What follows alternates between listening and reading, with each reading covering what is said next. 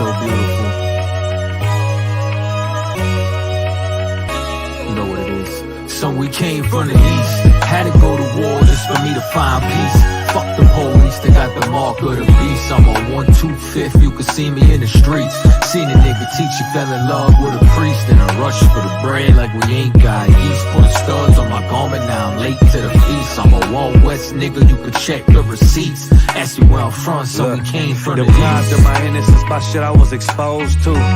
Everything I did I was supposed to. Suppose you was poor and living with the heat off. SSI paying bills, mama like how she gon' feed y'all? Couches we go to sleep on, bad water on stoves. Light bill overdue, it get cold, open the stove. Comcast get cut off, we cutting it right back on. Noticed it coming home, notices on the door. 30 days till you big U-Hauls, Motel 6. Stay a couple of days, move in with a family friend. Promises for the first to pay you back on the third. Search for another house, they put our shit on the curb. Never uttered a word, came from a broken home. Mama was never there, my pops was a rolling stone. Nothing was ever given, they say you get what you give. Had to go through what I went through to give you what I lived. Came from the east, had to go to war just for me to find peace.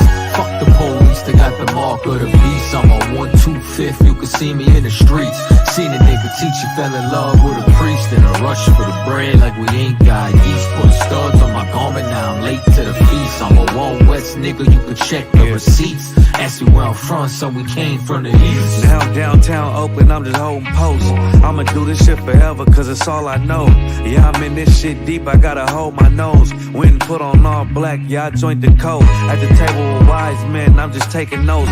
Fuck the beast, kill the body, but can't kill the soul. Get with your brothers, never leave and never break that oath. Hardest thing to do is go to him alone. Build a zone for my brick in like Craig did. UBK, look, I'm airy where the reds is.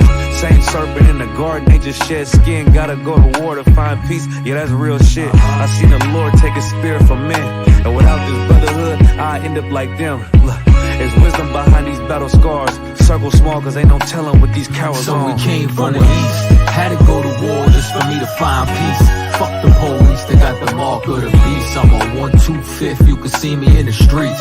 Seen a nigga teacher fell in love with a priest, and a rush for the bread like we ain't got yeast. Put studs on my garment, now I'm late to the feast. I'm a Wild West nigga, you can check the receipts. Ask me where I'm from, so we came from the east. Leviticus 20 and 26, and ye shall be holy unto me, for I, the Lord, am holy, and have severed you from other people. God severed you, black man, from other people. You got no business joining the white man. You was brought here for slavery, now time of slavery is up. You're supposed to be in the ghetto helping black people. You're supposed to be getting them off of drugs, stopping the crime, re-educating them. That's what you're supposed to be doing. Instead, you a jungle monkey for the white man. You march down 6th Street begging the white man for your own civil rights. Came from the east. White man hijacked your civil rights movement. You running down 6th Street begging him to be part of it. When God said, I separated you from other people, man.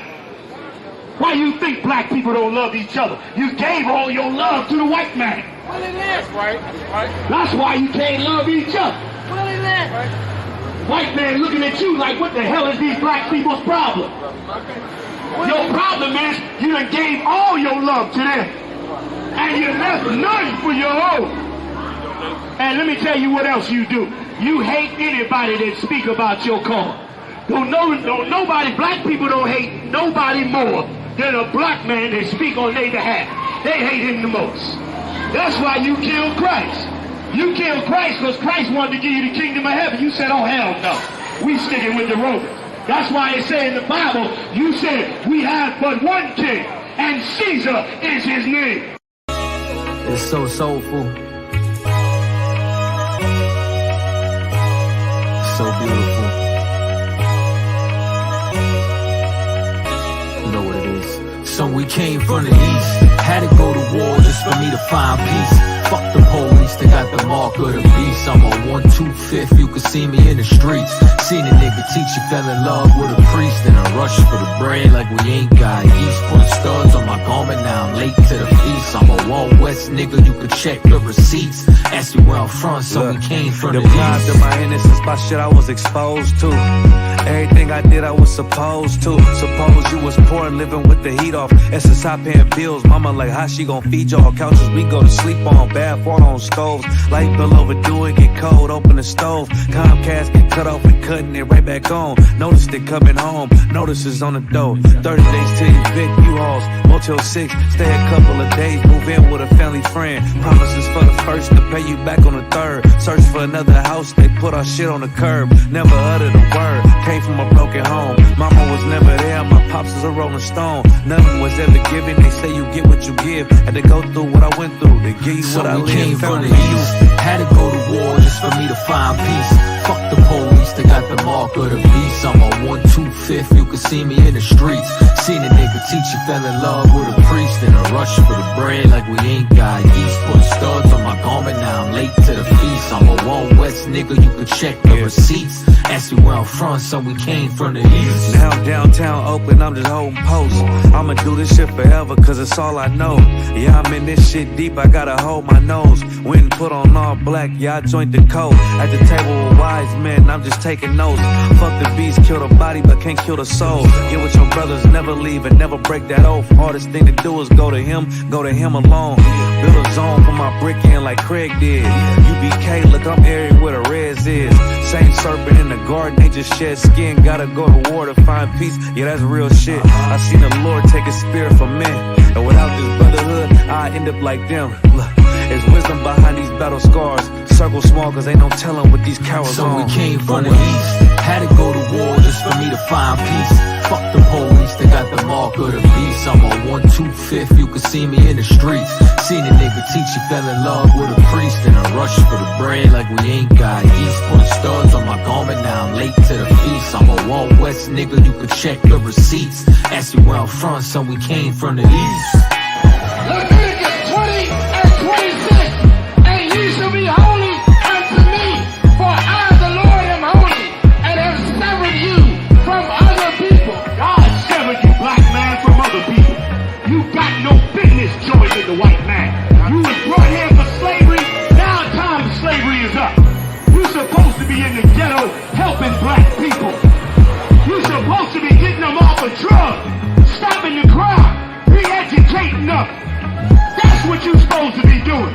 Instead, you a jungle monkey for the white man. Right. You march down 6th Street begging the white man for your own civil rights. Came from the east. White man hijacked your civil rights movement. You running down 6th Street begging him to be part of it. When God said, I separated you from other people, man. Why you think black people don't love each other? You gave all your love to the white man. Well, it is, right? That's why you can't love each other. Well, it is. White man looking at you like, what the hell is these black people's problem? Your problem is you done gave all your love to them. And you left none for your own. And let me tell you what else you do. You hate anybody that speak about your cause. Nobody, black people don't hate nobody more than a black man that speak on their behalf. They hate him the most. That's why you killed Christ. You killed Christ because Christ wanted to give you the kingdom of heaven. You said, oh, hell no. We sticking with the Romans. That's why it said in the Bible, you said, we have but one king, and Caesar is his name. Islam is real. The Israelite School of Universal and Practical Knowledge, under commanding General Yohana, presents the Lord's 55th annual Passover. That's right, the Lord's 55th annual Passover is rapidly approaching. Commanding General Yohana is calling for all blacks, Hispanics, and Native Americans to remember what the Lord did for us by saving us from our oppressors and choosing us to be a special people unto Him, the real Jews and Israelites. Passover will be held in Durham, North Carolina. Pay your Passover fee. Anyone 17 years of age or older must pay $200. Come and enjoy fresh lamb, unleavened bread, and the Spirit of Christ. Can't wait to see you all there, Israel. Shalom. Gathered on streets and corners, all is feeling righteous. Real particular, nobody else there to compare to. Train for war, men of war, and warlike apparel. Prefer our leaders, can't get between us. Israel, the Israelite school of University. All right. Shalom, shalom, Israel. Can everybody hear me all right before we get started? Let's make sure our sound and everything is straight. Let me know if everybody can hear me all right. Y'all let me know. All right. If everybody can hear me okay. I can get a 1 in the chat. Okay. All right. All right. We got a couple one west. No time crack. All right, shalom. We're the Israelite School of Universal Practical Knowledge. Started out at 1 West 125th Street, Harlem, New York. And we are not affiliated with any other Israelite group or any other Christian organization. All right. Tonight's class is our history class. Before we get started, I want to give a courtesy salute to the brothers. Shalom, Yahweh Hashem, Yahweh Shabbarakatham. And to the sisters, Shalom, Yahweh Shamar, Alathan, by Hashem, Yahweh Shah. All right. Let's see. Got a few folks in here. We're gonna do our roll call real quick. All right. Like watching. Yes, is in the building. Shalom, sis. My brother Prashad is also in the building. Shalom, what's going on with you, brother? My ribs, Sister Raya is in the building. Shalom. My brother, my road dog, if I could. I want to see Yagadar is in the building. Good to see you, brother. Let's see. Sister Deanna's in the building. Shalom, sis. All right. Sister Aisha in the building as well. Shalom, sis. Let's see. We got a couple more folks. All right. Trevon, I believe this is Trevon Jones. Let us know what city and state you're in, brother. Good to see you, though. Shalom. Good to see you in class. All right. All right. And everybody else, make sure you check in with your name, city, and state, so you can make sure you're getting credit for attendance. All right. All right. Okay. Son Christ, that brother's from Los Angeles, California, checking all the way in from the West Coast. All right. Good to see you, brother. Most High Christ. All right. So as we know, anybody who's been in our classes, this is our history class. Y'all let me know. Rocky sidebar real quick. And I know sometimes I'll probably be having these technical difficulties. My screen is very choppy. Y'all let me know if you all can see me okay or not, or if it's too much of a distraction, and we will try to figure something out. All right.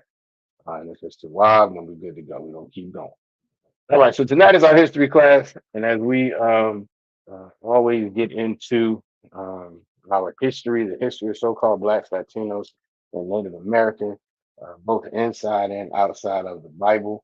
All right, it's always very, very important. Okay, I said it is a little choppy. All right, I'm gonna assume a little is okay enough. Again, y'all let me know if it's too much. Okay, no sign correct. All right, she's still choppy but too wild. All right. But yes, it's very important for us to know our history, both inside and outside the Bible. The Bible is when you come into the ISUPK, you understand the truth of the Bible. You understand that the Bible is not a religious book. The Bible is not a religious book. Officer Yagadar's rib is in. She said we can hear you. Okay, I appreciate it, sis. My brother, Officer Yagadar said slightly little work. Okay, most high Christ. I might have to get Officer Yagadar look at this computer of mine. We can figure this out at some point. Y'all know he is a beast with the technology. Um, but yeah, this Bible is absolutely not a religious book. That's one of the things that have our people so confused and just blind and asleep and any other term you want to put on it. Absolutely led, what was it, led astray, bamboozled, all of that. The Bible is not a religious book. The Bible is a book of a particular people's heritage and their history and their records and the things about their culture. And when we say there, when I say there, we all know we mean the 12 tribes of Israel, all right? So-called blacks, Latinos, and Native Americans today. It is a book about our culture. It is a book about rules and how we conduct ourselves with each other, how we conduct ourselves with the rest of the world. All of these things are contained within in the Bible. It's not about uh, uh, a religious a religious approach to anything, because religion, Christianity, Islam, Buddhism, Catholicism, all those things, religion allows anyone to come in and participate in whatever religion uh, you may be um, fond of at the time. That's not the way. That's not who the Bible is for. That's not the way the Bible is. The Bible is a book, a culture of a particular people. And if you are not of that people, then you are this. The book is not for you. It's that simple. If you are not of the lost 12 tribes of Israel, the Bible is not for you. That being said, the Bible is extremely important to the lost 12 tribes of Israel. It is extremely important. Who can give me some quick perspective and reasons and just off the top of your head as far as why the Bible is so important if you are a so-called Black, Hispanic, or Native American? Who can give me some perspective on that? There's a ton of answers, all right? We're just looking to get some thoughts and ideas going right now. Why is it extremely important? Um, the information, the true information that's in the book and in the Bible. We're not talking about what Christianity teaches. We're not talking about what's going on in any church, any Christian church on any corner of America. That's not what we're talking about. We're talking about the truth of the Bible, and why it's so important to Blacks, Hispanics, and Native Americans. Who can give me some perspective on what that is, or just some ideas? Not what that's supposed to be.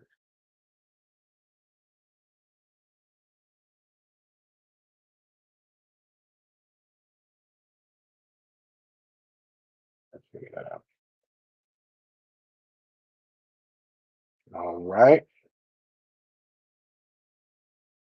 All right. Brother Eater of World of Leaders, Brother Tony. He said gives you order and a dietary plan. That is absolutely true. It gives both of those things, order and a dietary plan. All right. That is absolutely true. And that's what I was going to say. I was going to actually kind of piggyback off of that. Obviously, Yagadar is absolutely correct as well. It is a built-in moral compass for our nation. It is a built-in moral compass for our nation. All right. That is absolutely true. There are so many things that happen in our communities, to our families, um, that are the direct result of us not having a proper moral compass, a proper moral compass, a proper way to have compassion on our people, a proper way to understand what we should and should not be doing, because it's a moral issue, not just because our lustful desires, want it. I'm not gonna say require it, but desire it. It's a built-in moral compass. So for us to say, no, I can't do that, that's wrong. And we're gonna get into some of that, some details later. But no, I can't. As the brother Tony was saying, no, I can't eat pork. That's wrong. That's a moral issue. We don't look at it as such now because we're living in a society and a kingdom that allows you and encourages you to give in to every lustful desire that you have. We look at it Most of us in the world look at it like, well, that's just a piece of chicken. That's just a shrimp. It's just a piece of crab. That's not it's against the Most High's law, statutes, and commandments. It's something that we as a nation should not be doing. So it gives that order and it gives that moral compass.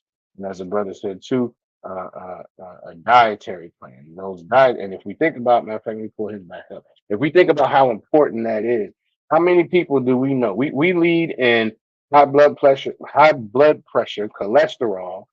We lead in all manner of illnesses. Diabetes, I think we're number one in that as well. We are number one in every, almost virtually every health issue, every health disorder. We're number one in it. And it's not a coincidence that most of us, by and large, don't follow the law, statutes, and commandments. So we don't have an understanding that we're not supposed to be eating pork every damn day, every weekend, grilling out, eating pork ribs every single weekend. We don't have any idea about that. We're going to put pork bacon on any and everything. When I tell you, when I first um, realized I was an Israelite and changed my diet, that's when I really realized how much pork was everywhere.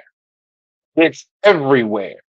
I went to this store a few years ago, and I was going to get some beef ribs, which are horrible. I mean, they're delicious, but if you go to a regular grocery store, they're terrible because they're like this much meat and it scribbles up. It's horrible. It's lucky.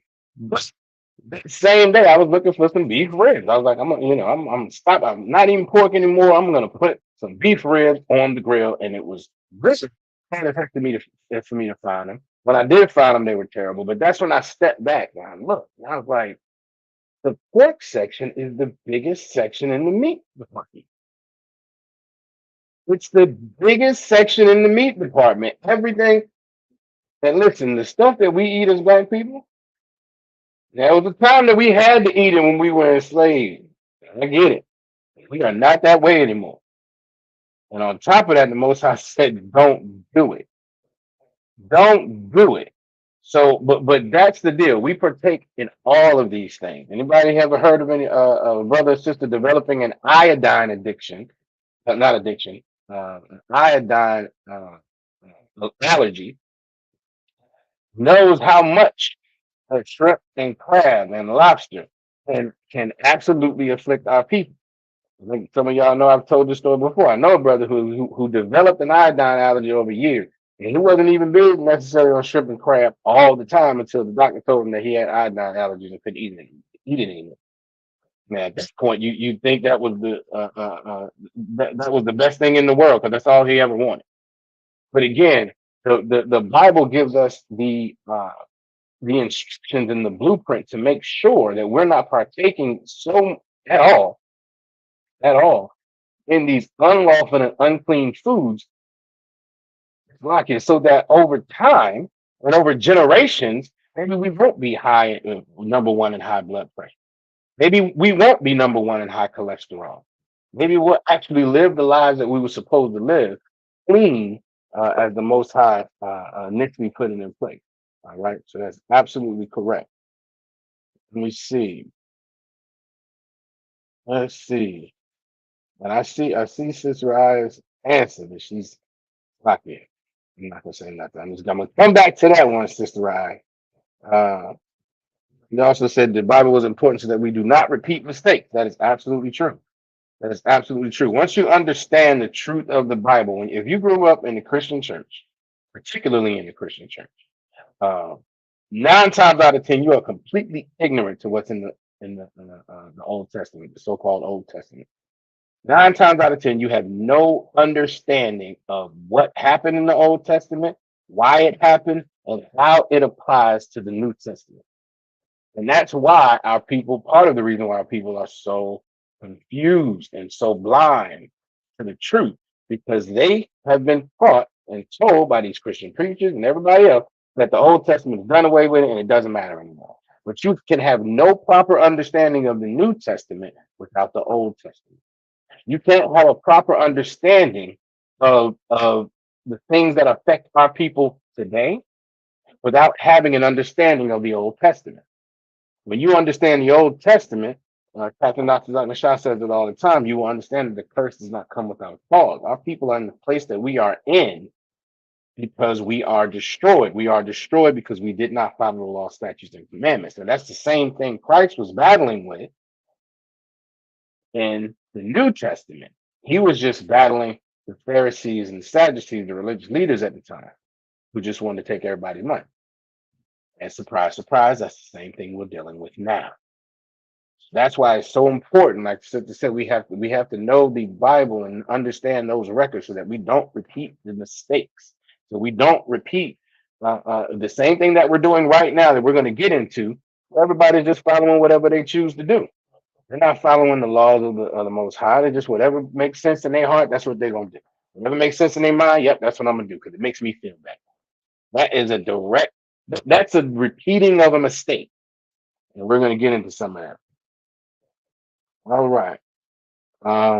Sister I said the Bible is also important because we can take value in who we are, and it's absolutely correct. We as a people are so destroyed, and we don't have. If you're not in the ISUPK, you don't have an understanding of the value that you have, not only to this oppression, because let's keep it real, we're very valuable to this oppression. We have been and will, and I mean for his entire existence, but definitely here in this country, we're so valuable that you can't put a price tag on it. And I'm not just talking about how they benefited from us, off of us from slavery, our inventions, our swag, our culture. They appropriated all, and it makes this place the wonderful society that it is. It makes it wonderful for everyone else except the 12 tribes of Israel. But that's the value that we had. You're not going to hear that virtually anywhere else except the ISUPK. What you're going to hear, especially again in the Christian church, is that you need to love everyone because you're not special at all. Well, the Most High said we were to be special people unto Him above all nations. But that's not what the Christian church teaches. The Christian church teaches that you're lucky to be a second-class citizen, and you should be happy with that. And you should love your enemy no matter how much he oppresses you, because that's how you get to heaven, some magical place in the sky. And none of that has anything to do with the Bible. She's absolutely right. So Aisha said she tells people that all the time. I believe she mean in reference to the dietary law. I think that's what we were talking about when that came up. She's absolutely right. Let me see. Yagada says even all the other meat products have pork in it. Right? You have to really force yourself to find clean foods now. And he just brought up a great point. He brought up a great point that even other meat products have pork in it. So was somebody who loved meatloaf could eat some meatloaf. I can't eat meatloaf now unless it's rye meat. Because anywhere you go, at any restaurant, so this is just beef, right? No, we got the pork in that. They put pork in everything. They put pork in everything. And they look at you crazy. If anybody's ever been to a restaurant and you order something without pork, sometimes they look at you a little crazy. When you ask them, hey, does any of this have pork in it? They might look at you like, yeah.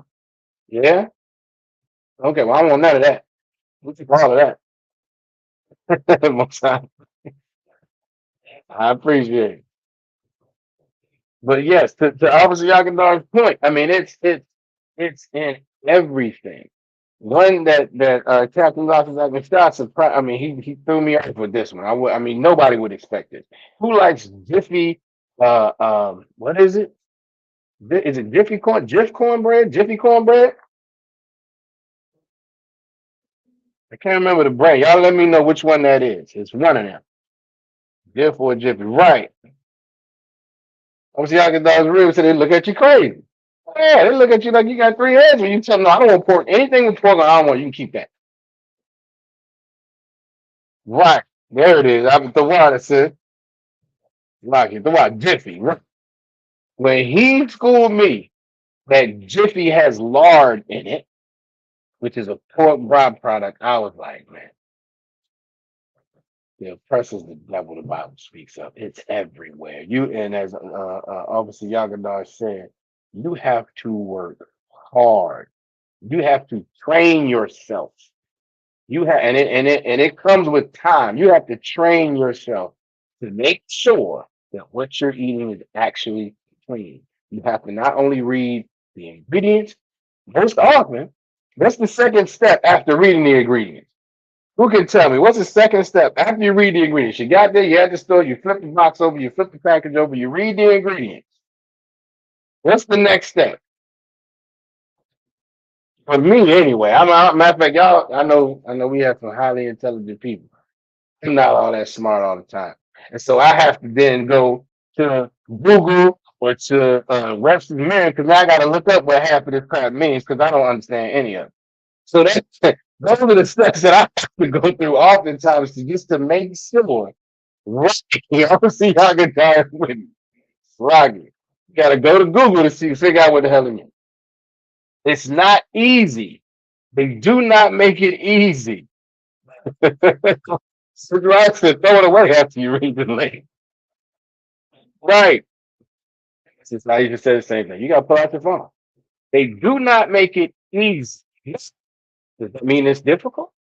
No, absolutely not. It's not difficult. Especially the world we live in now. It's difficult to pull out your phone and look it up. It's not difficult to do that, but you do have to be purposeful about it. It's not something that happens on accident. It's not something that happens on accident. Obviously, I said they appropriate our compassion and humanity. Imagine America if it never had civil rights. It didn't benefit us, but it definitely benefited the foreigners. He is absolutely right. Give him a hand. I'll tell you another one that did not benefit us, but it did benefit Esau. Affirmative action. That was another one. All of these things, all of these so-called civil rights policies and things, Esau passed it, but he made made sure Esau qualified for it too. Some of y'all know I'm in finance on my slave, and I've seen so many you know business structures where Esau and Esau together. They deliberately put it in her name so they can get benefits of a so-called minority and government contracts and all these grants and all these crazy things. They do that purposefully. They definitely reap the benefits. And as he was saying, also, other foreigners come over, they reap the benefits. I mean, multiple times over. Again, these Ukrainian, what do they call them? Refugees, I guess. They are reaping a ton of benefits. They are reaping a ton of benefits just for showing. I saw a short the other day. Brother was going. Oh, I don't know. As a matter of fact, that might have been on our page. I know either one of our pages or one of the other brothers. Maybe I think it was on TikTok where the brother was going off about how he was homeless. I don't think he ain't had a place to live, so on and so forth. But y'all are bringing all these foreigners over here and giving them all benefits, lining their pockets, making sure that they are taken care of. When you have our people over here starving, when you have our people over here in horrible conditions, living in absolute squalor. But these foreigners, Esau, they get the benefits of these so-called civil rights. And as Officer Yagadar says, imagine if that never happened. And then imagine it a step further. Imagine if that never happened. We were following the law, statutes, and commandments. As a nation, if those civil rights movements never happened and we were following the law, statutes, and commandments, and I'm telling you, that would be heaven. That would be heaven. We would have the protection of the Most High. We would be to and by ourselves. That's heaven. Absolute heaven.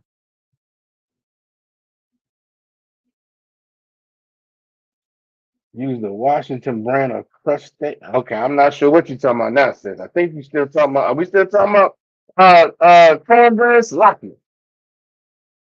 You let me know. Sure, we talk about prestige sloppy. Let me know. All right. But these are all reasons. You all are absolutely right. These are reasons why we absolutely need, and it's so important for us to have that Bible, and to have an understanding of what it means. So, Sister I actually pulled up the precept earlier. Get our sister an absolute hand. So Deuteronomy 32 and 7. And remember the days of old. She is absolutely right. We're going to pull that up in a second. Okay, Most High in Christ. There we go. Sis. Who needs to write that down? Y'all go and write that down. He said Washington brand and Krusty's are brands of cornbread that don't use. Yes, sister. All right. Deuteronomy 32 and 7. We are going to pull that up.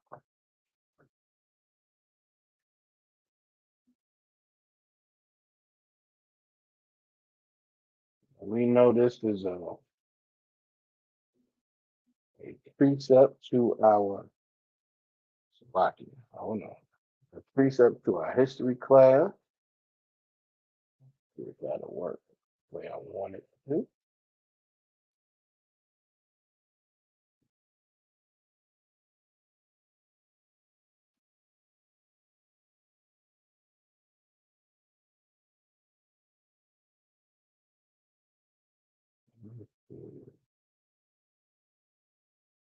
I think I can make that a little.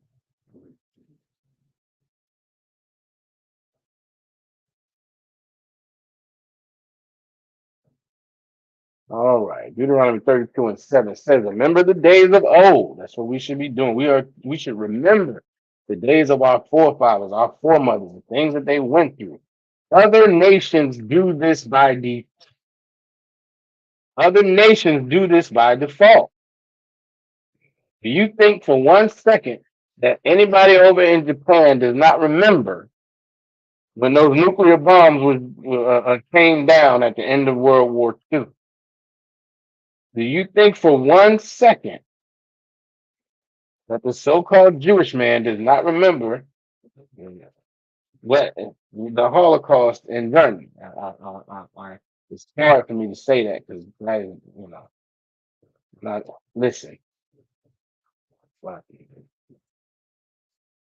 People were and continue to be absolutely destroyed by this oppressor. And the world has this perspective that what happened to the so-called Jewish Israeli is so atrocious. The world is silent on our suffering that continues on to this day. But even then, they don't forget that. If you hint, if you hint that you have a problem and don't want to acknowledge it, there is a whole heap of backlash that is coming towards you. They have no problem remembering their history, remembering the days of old for them. This America is the exact same way. Every time, every 4th of July, when you go out there and celebrate and want to see the fireworks, you're remembering someone else's history. Because that definitely wasn't ours. If you were Black, Latino, or Native American, we were not fighting for our freedom at that point. That's not what won our freedom. That war that wasn't freedom for us. We continued to be oppressed. We continued to be under the direct chattel slavery of this horrible oppressor. Our Native American brothers continued to be on reservations. They continued to be oppressed. This has nothing to do with us. That 4th of July was fireworks. That's for Esau. But he does not forget his days of old. And again, I say it often. How many times do we have to talk? Have we talked to our brothers and sisters and they don't want to remember it? They want to go in there forget it. When them towers came down, Esau said we will never forget. We should have that same spirit. Because the Most High said, remember the days of old and consider the years of many generations. Consider in this sense means understand. Understand the years of many generations and the things that happen in it and the lessons that we are supposed to learn. Understand these things. Why? So we can get the lesson that comes from it. I'm going to get into that in a second. Ask thy father, and he will show thee. Our structure as a culture is for our fathers to hand down the history to our children. Now we know our fathers and our families are destroyed in this society. So that becomes a harder thing to do, which is why it's so much more important for brothers to get into the ISUPK, for sisters to get into the ISUPK, for families to get into the ISUPK, so brothers can take their rightful place and sisters can do the same. So it says, ask thy father and he will show thee. That's the way it's supposed to be set up, but it gives another option. Thy elders and they will tell thee. That's what the ISUPK is standing. That's partly why the ISUPK is there. That's one of our responsibilities, to make sure as priests and prophets of the Most High that we are showing and telling our history to our people. How do we know though? What's another one? In fact, I'm just gonna give y'all a precept. I'm gonna give y'all a precept. Romans 15 and 4. Romans 15 and 4. Again, this goes back to the importance of connecting and understanding how you can't get a true perspective on the New Testament until you understand the Old Testament. Romans 15 and 4.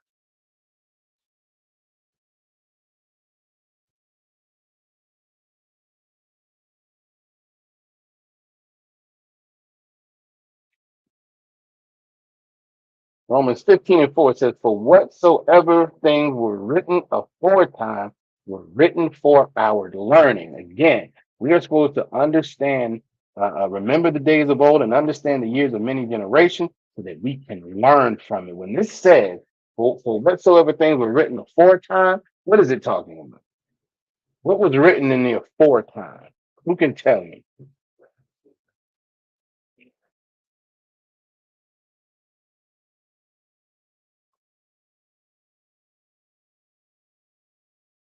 Who wants to give it a shot? What does it mean when it says aforetime?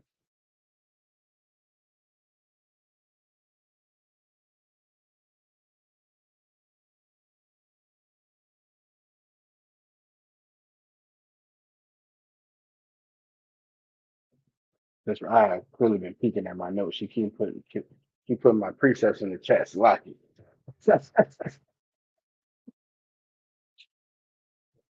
I was see Raj and Bob is in the building. Lucky. Long Lord Christ. I'm about to talk about the thoughts, huh? All right. Raj said in the past, that is correct. That is correct. In the past, but give me something a little more specific. When it says whatsoever things were written aforetime. Give me something a little more specific. Who else wants to give it a shot? She is correct when she says in the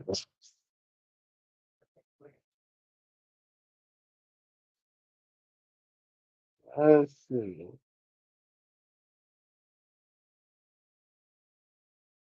Well, she said, you're not looking at my notes. What was that correct? Who else wants to give it a shot? What does it mean? Aforetime. Let me give it to y'all.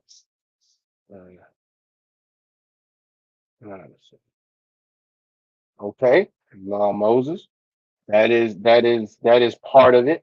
That is part of it. All right. Most High in Christ. What it's talking about essentially is the Old Testament, the quote unquote Old Testament in the Apocrypha. Because everything that happened when and this is something that the Christian church doesn't, again, there's perspective here, there's a practicality to this. When the New Testament was happening, the only scriptures they had were the Old Testament. So when it goes on, it was Sister right hand, exactly.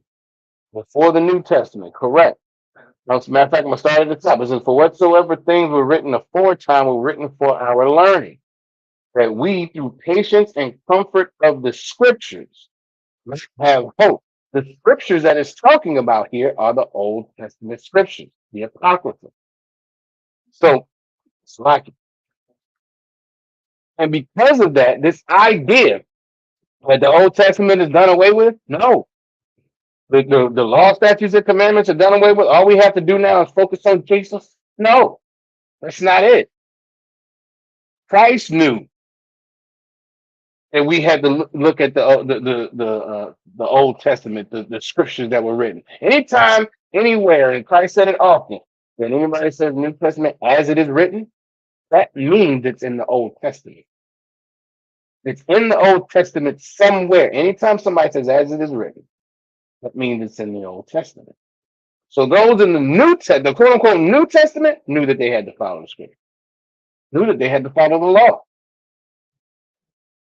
So it becomes very important for us to understand that there's a connection between the two that you can't just sever because you want to be a Christian, because you want to follow, you want to believe Jesus loves everybody and God loves everybody, and there's no, you shouldn't hate anybody, and love is gonna conquer all, and all this nonsense. Because we have that belief, we don't understand. People don't understand the Bible. The Bible is a book of war. The Most High is a man of war. All right, and this Bible is about the law, statutes, and commandments of us as a people. All right.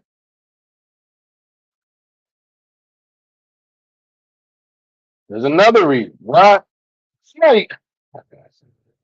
Why is it important for us to learn specifically the mistakes of our forefathers and foremothers as far as not following the law, statutes, and commandments? Or maybe a better question is, how do we know it's important under this backdrop?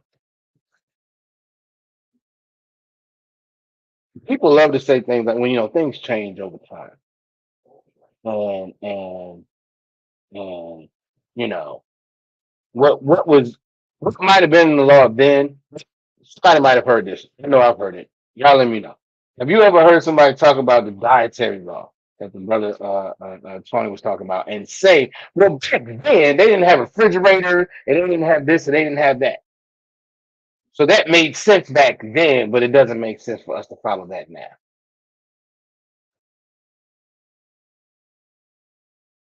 Who y'all let me know if anybody has ever heard anything like that.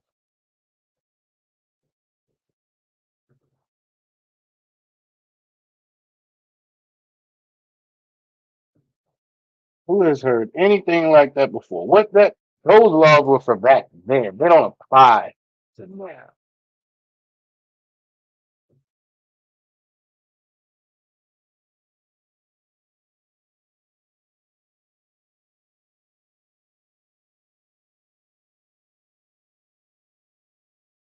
Right, right. See y'all guys on it. Right, they didn't have the FDA. Right. They didn't have the Food and Drug Administration. They saw these standards that have been put in place now. So clearly, that was just for a time back then. Let's see. That was before science and technology. Right. That's what I said. That was before refrigerators. They didn't have refrigerators back then. They didn't know that you could preserve meats and so on and so forth. So that was for back then. Right. I said, come with time. That was the old way. That's what they say. That was the old way. So that doesn't matter anymore.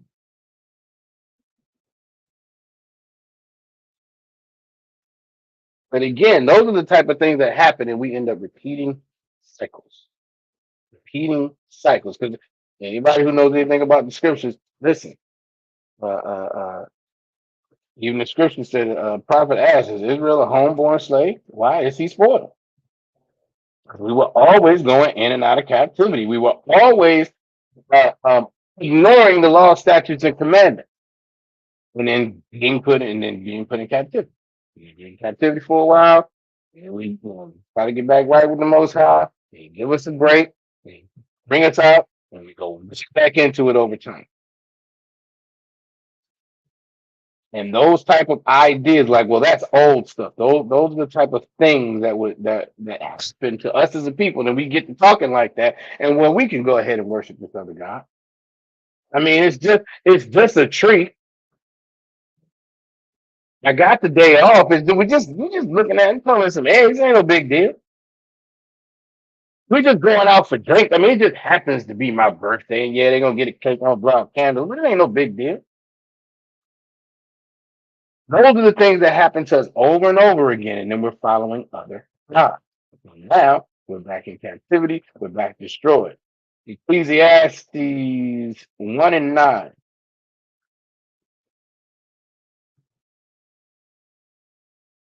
Ecclesiastes 1 and 9 says, the thing that hath been, it is that which shall be. That something that happened is going to happen again. The thing that hath been, something that happened in the past, it is that which shall be. It's going to happen again. And that which is done is that which shall be done. Something that was done is something that's going to be done again. And there is no new thing under the sun. The things that we deal with now, whether it be so-called Christian leaders, be the same as the Sadducees and Pharisees of Christ. The things that we deal with now, people not wanting to follow the law, statutes, and commandments, people feeling like that's not that big a deal. The same things that people were dealing with in Christ. They just want to go, and even before, and we're going to get into some of that too, even before, where people were just doing whatever they felt was the right thing. And that's exactly what happens now. No one wants anybody to tell them, no, you're right. And that's where to each his own comes. Because to each his own, because I don't want you to judge me when I do some left-ish. I don't want you, I'm not going to judge you. So now nobody's wrong, everybody's right, and everybody's doing exactly what they want. There's no objective moral compass. There's no standard. If you are not in the ISUPK, there is no standard that you live your life by, that you know those who are in war with you, your brothers and sisters, live by the same standard. Everybody's just doing whatever feels good to them. And that's the same thing that was happening in the Old Testament and in the New Testament. And it's why it's so important for us to know this is our book, these are our records, this is how we operate when we don't have the Most High, and we don't have the laws, and we're not following the law, statutes, and commandments as we should. All right. Now, as the title says, right? Let them grow up in the truth. Who can give me an idea what they think I'm talking about?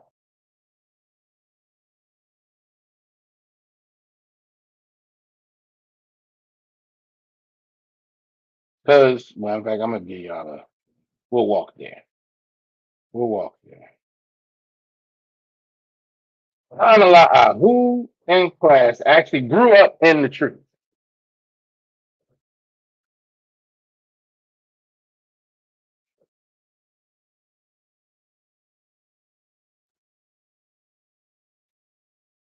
Who grew up in the truth? What does that mean? You grew up in the truth.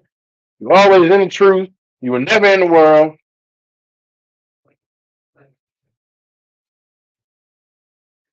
You always knew that you were in you were either Black, Latino, or Native American.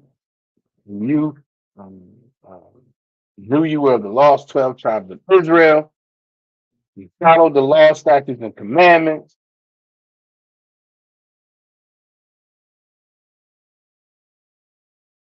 Let's see.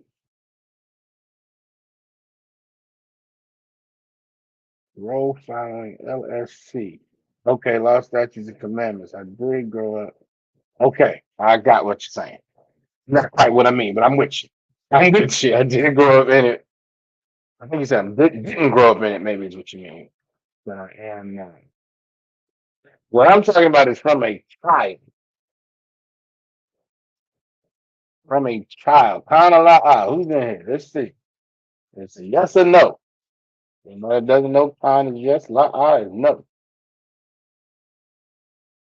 So if you grow up in the truth from a child, you were taught the law, statutes, and commandments. You always knew who you were. You always had your identity. You always knew you weren't supposed to eat pork and celebrate Christmas and your birthday and Valentine's Day. And all right. Sister Deanna said, la.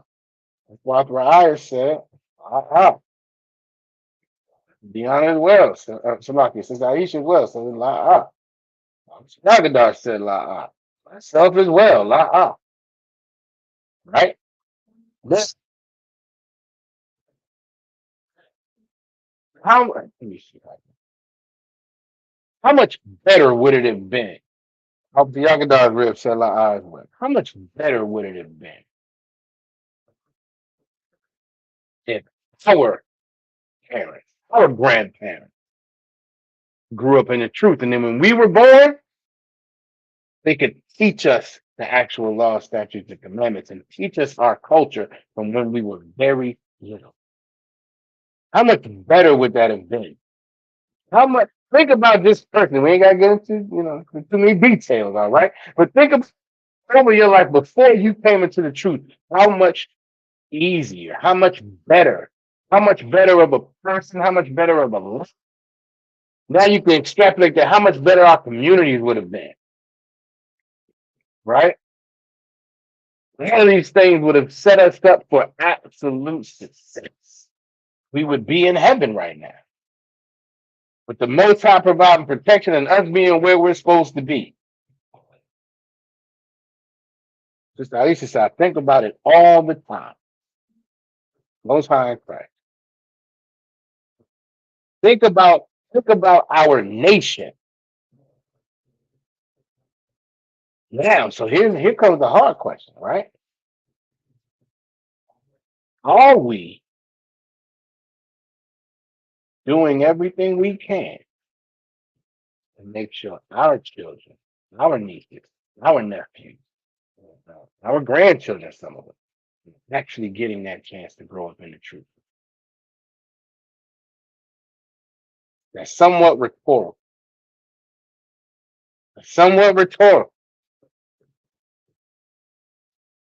But it could be amazing. It was a couple classes ago, I forgot who put it in the chat. Y'all remember, y'all let me know. But somebody said the truth is the best gift you can give your child. And we're talking about, again, Christmas and their birthdays and Easter and all these nonsense holidays.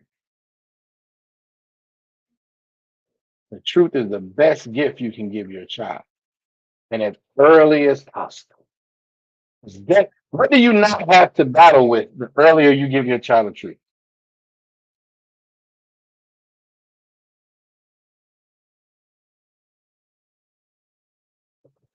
What do you not have to battle with?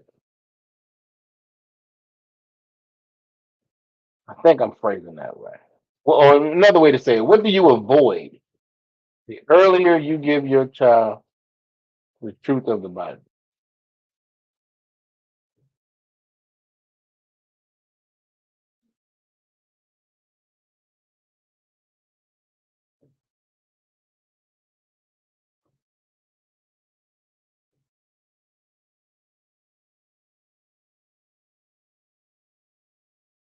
Who wants to give it a shot?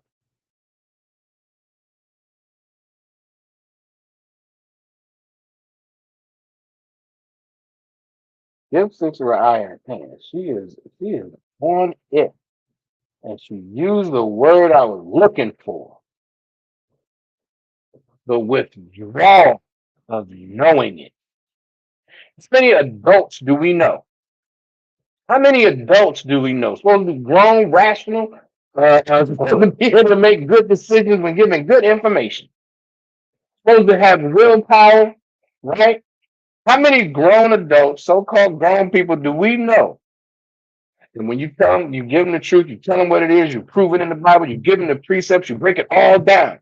So now you can't eat pork. No, no, you're gonna take away my pork, man. I had a That's brother tell me one time. He was almost visibly upset. He was like, "Whatever. If you were starving, you'd eat it." And all I was thinking is, "No, they were starving. We're not in a position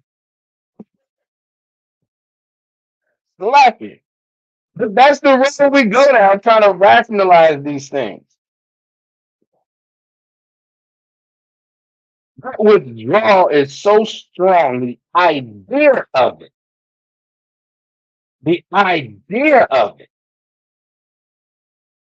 is enough to make somebody absolutely listen from the truth.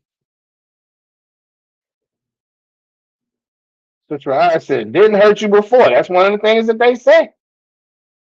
One of the things that they say. I give you another one. If it weren't for the pig, you wouldn't be here. That's supposed to be. Anybody ever heard that? I don't know. I've heard it before. That's when they referencing how our ancestors had to eat chitlins and everything low on the pig, all the guts and the leftovers. We're supposed to be grateful for that disgusting meal now because our forefathers and foremothers were in absolute slavery and captivity and oppression and bondage, and they have to survive. So now we're comparing that to the life that we live now. Don't get me wrong, we're absolutely under oppression, but we have control over our diet right now. Take advantage.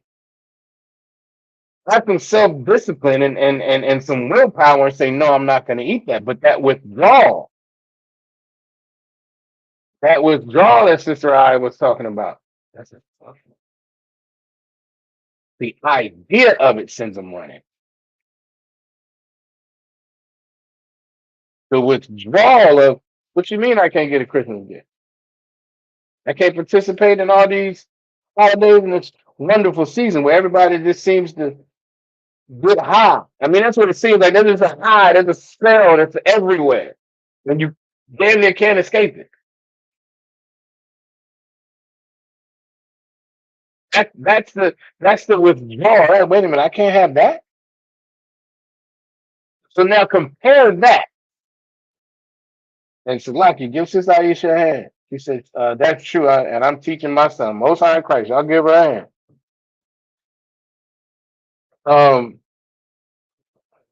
Salaki. No, they try to make eating these things our culture. Right. Right. Right. That withdrawal is so bad that they try to then adopt it as a culture for our people. Or adopted, I should say, as a culture for our people. So now, and it's so bad. So now eating chitlins, and again, pig guts is something that's synonymous with the black culture. Why? Why? That's not what we did. That wasn't our culture. Our culture wasn't even to eat that animal. It's unclean.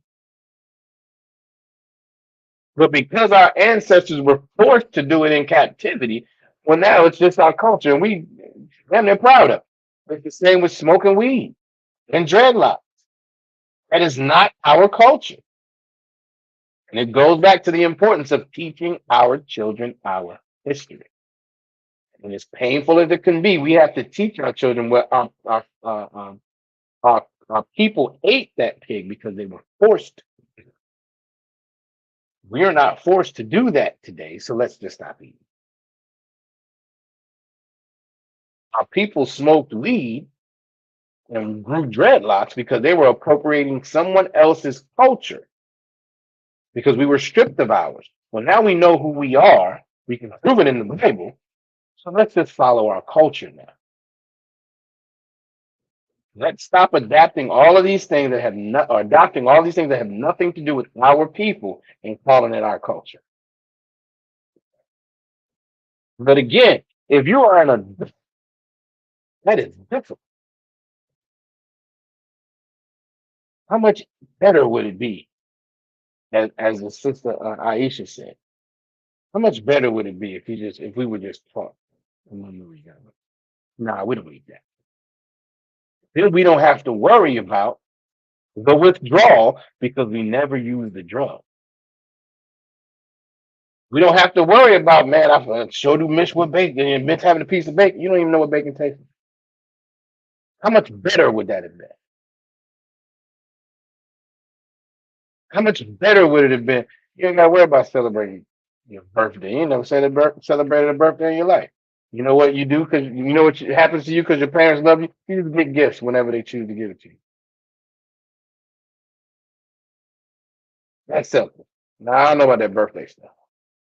So let me get this straight. This is what you kids will say, some stuff like this. So let me get this straight. Your parents only give you a gift one day of the year. They don't like you.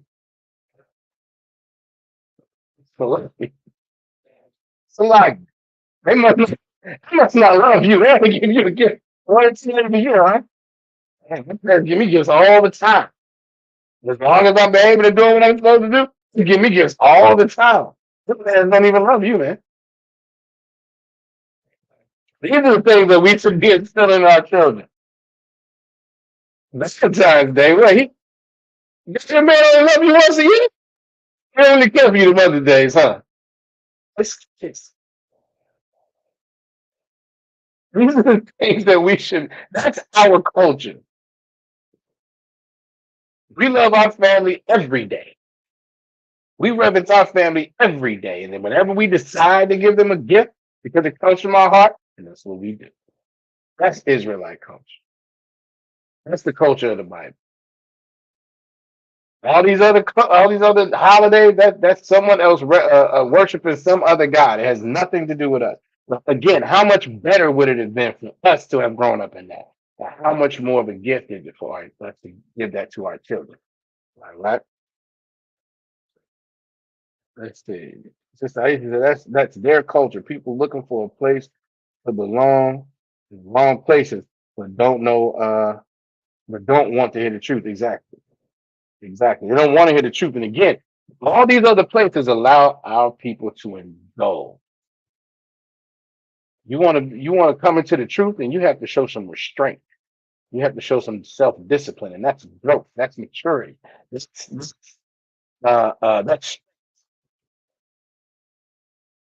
But if you want to be uh, uh, lustful, what gluttonous. If you want to be all of that, some weak person who cannot have the self-discipline to follow the law, statutes, and commandments, which are not difficult, as the scripture said, they're not grievous, hard to do. But if you want to be that lustful, weak person, then you'll find yourself in a Christian church. And as the sister said, you will hear the truth. No, I ain't gonna do that. That's a decision. That's a decision. Once you hear it, now you can't say nobody told you. It's one thing, some brothers don't know, some sisters don't know. But once you know, you can't unhear the truth. Now you've made a decision. But again, that goes back to how much better would it have been for our children, right? All of us found it, or either grew up in the grew up in the truth, or found the truth early in life, so then we could give it to our children, so they would never have to go through what's wrong, and they could be strong. Let's go to let's see what happens when that happens. Psalm 78 and 5. Sorry, it's like it's Psalm 78 and 5. Psalm 78 and 5.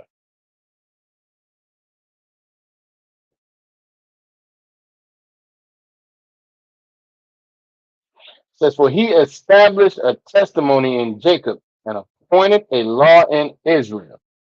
All right, this was established through Jacob, whose name was turned to Israel, and this is the law. All right, which he commanded our fathers.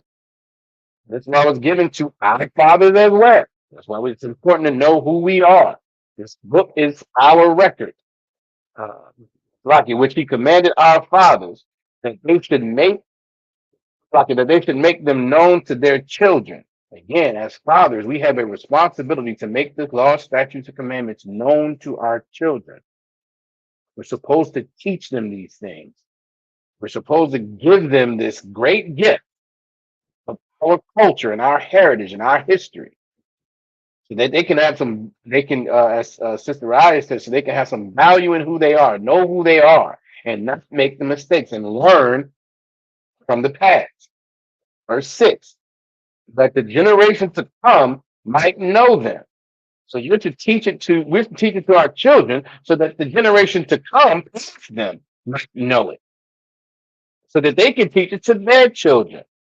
Scriptures go on. Even the children which should be born, even those who aren't born yet, the ones that are coming later, they can get it. They can be taught it. They can understand their heritage and culture. And the scripture goes on, who should arise and declare them to their children. That's a heritage. That's a nation. That's a culture of a people. You teach it to your children, who teach it to their children, who teach it to their children. That is the strength now. Why is that so important?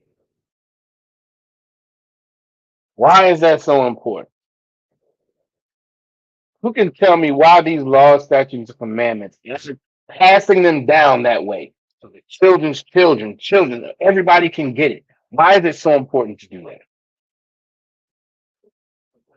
The Most High is going to give us our protection. That's absolutely true, to be on the Most High side, because the Most High told us to do it. Give me another practical perspective.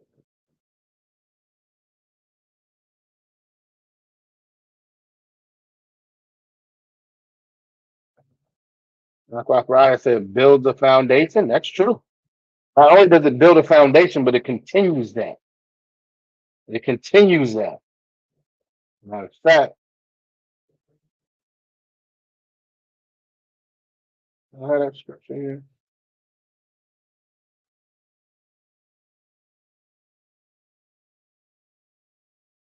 I don't think I had it.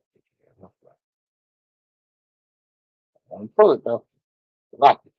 That's absolutely true. All right.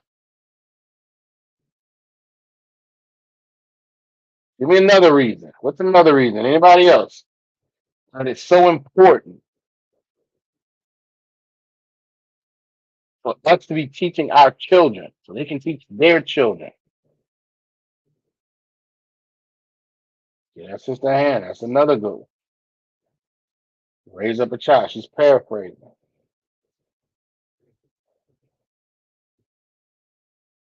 Let me pull that script.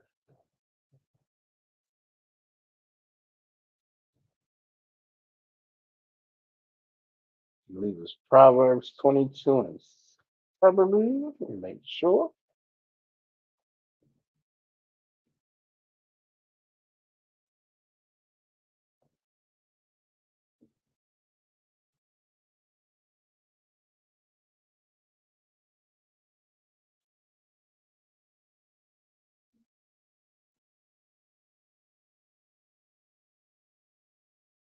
Proverbs 22 and 6.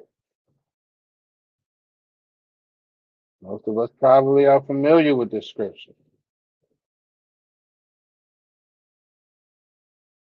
Says, train up a child in the way he should go.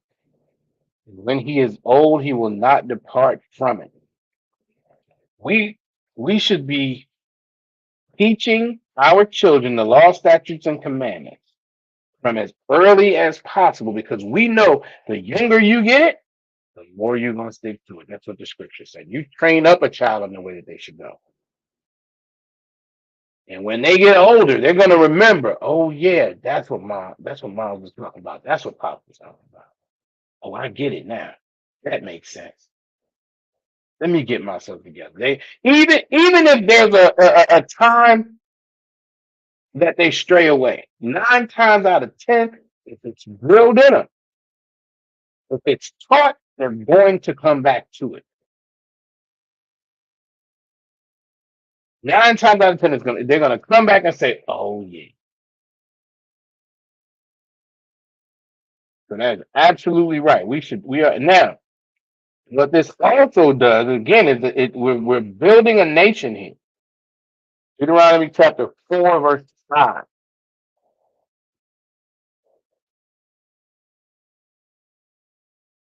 Deuteronomy chapter 4 and verse 5.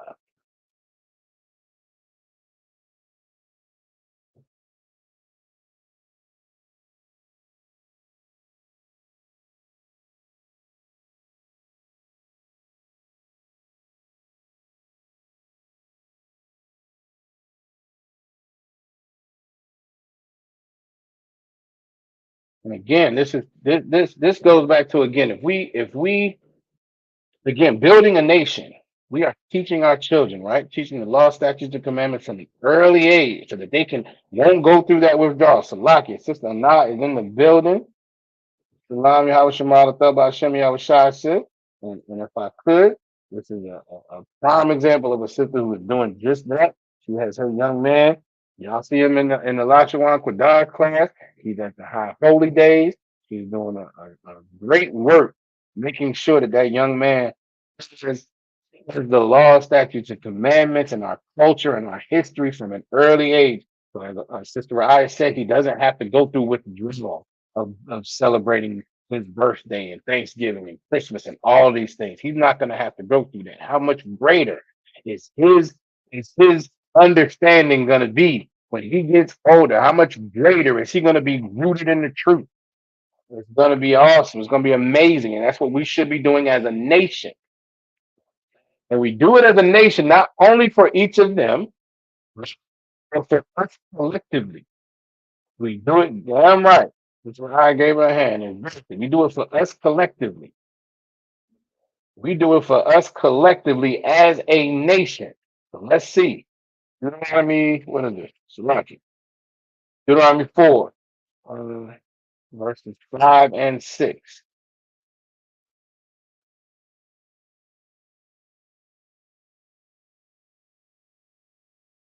But behold, I have taught you statutes and judgments. Moses taught me, even as the Most High my power commanded me, that ye should do so in the land whither ye go to possess it. This is when they were in the wilderness. They're going into this land. But when we get there, we need to make sure that we still are following these laws, statutes, and commandments. Okay? Verse 6. Keep therefore and do them.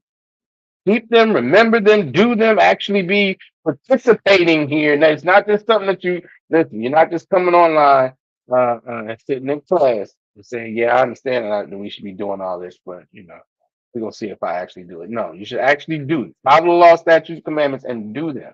Why? For this is your wisdom and understanding in the sight of the nations. This is something us as a people. It lets these other nations know that we are a wise people. The practices that we have, it's wisdom in the sight of the other nations. They're gonna look at us and be like, man, you see how they getting there? They're prosperous. And God is with them. And these are the things that they're doing. That's what these other nations should be saying. But because we don't follow the law, statutes, and commandments, because our forefathers didn't, because our foremothers didn't, and we were cast out and cast into captivity and then stripped of our identity, we don't have this. So we have the chance now to come back and be who we are as a people. Officer Yagadar often says in these classes, you being here and hearing this is not by coincidence. This is something that our people need to hear, and we need to wake up, and we need to be anybody who, well, I'm not saying that a little early, but we need to get in the race to continue to wake our brothers and sisters up. Exactly, as Sister I said, we have to put our brick in. We have to put our brick in. And it's done in different ways. Again, Sister Anna is doing a great work with her young man. That's her brick for the nation. Brothers come in, you might be, who knows what you might be doing. You got talents in the world. Hey, come put them in the school, put them to work. That's your brick. Sisters, you got talents in the world, come put them in the school. That's your brick. We are all putting in this work for our nation, so our nation can come up. Again, not for us, for our generations that come after us. Those of us who may have children who are too old to necessarily teach them from a young age, guess what? Hopefully, most high willing, you'll have grandchildren. They'll have grandchildren. Then you'll have great grandchildren, and you can instill and put your work in, put your brick in to make sure over enough time, that maybe when you come back and being regenerated, now we're in a better state. Now maybe we're in a better state. No sweat, see? I am the bar. Now we're in a better state as a nation, right? Scripture goes on, which shall hear all these things. Matter of fact, we start back from the beginning. Keep therefore and do them, for this is your wisdom and your understanding in the sight of the nation, which shall hear all these statutes and say, surely that is a great nation. So like it. Surely this great nation is a wise and understanding people. That's why it's so important. So that's the goal. That's where we're getting to. That's what we're working for. All right.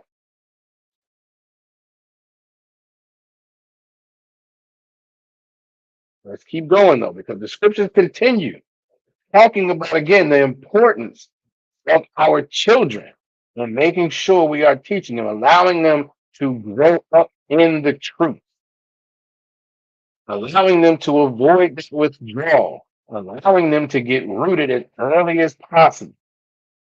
Right?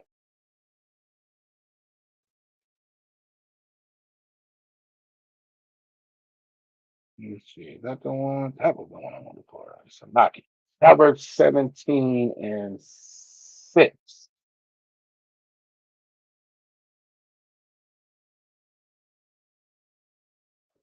Proverbs 17 and 6.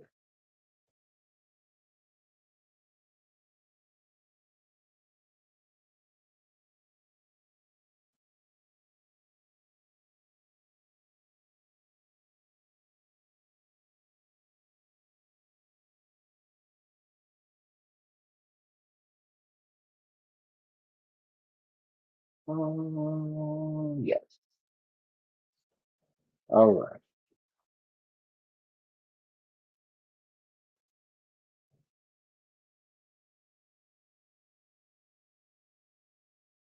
Proverbs 17 and 6. Children's children are the crown of old men.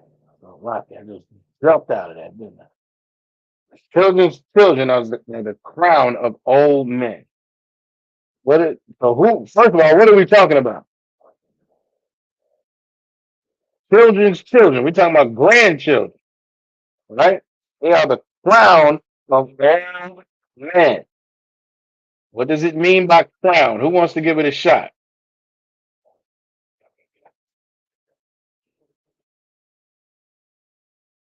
Let's see. Who wants to give that a shot? What does it mean by crown?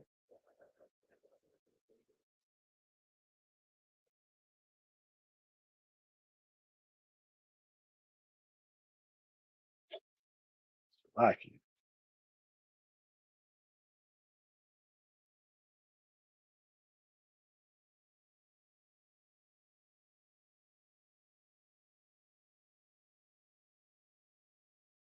Who wants to give it a shot? What does it mean by crown?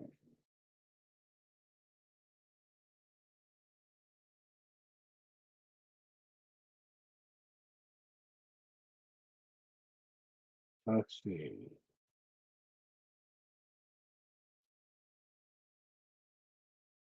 That's right. I said the elders of the family are wise men. All right. Uh-uh. That's not what crown means. So in this sense, crown is think heritage. All right. Heritage. The children's children are the crown of old men. Meaning when a grandfather looks at his grandchild, he's like, that, that's my heritage right there. That's my namesake. That's my lineage. That's my future. Does that kind of make sense? Kind of is everybody getting that? That is the heritage of an old man. His children's children. That's how he lives on. All right. Exactly. Give Sister Anna a hand. They carry legacy. Absolutely right. Very well put, sister. So then the glory of children are their fathers. What does that mean? And the glory of children, okay, most high agree. And the glory of children are their fathers.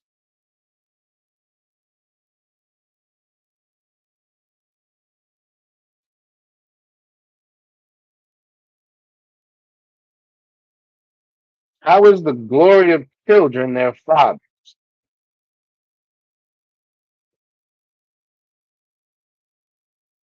If children's children are the crown of old men because they carry on the legacy, they carry on the heritage, and in our case, it's the truth of the Bible, the fact that we are in of the 12 tribes of Israel. That's our heritage. What does it mean then that the glory of the children are their fathers?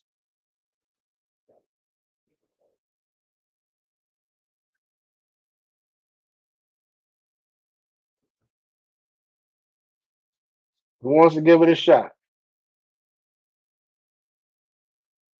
The glory of children are their fathers.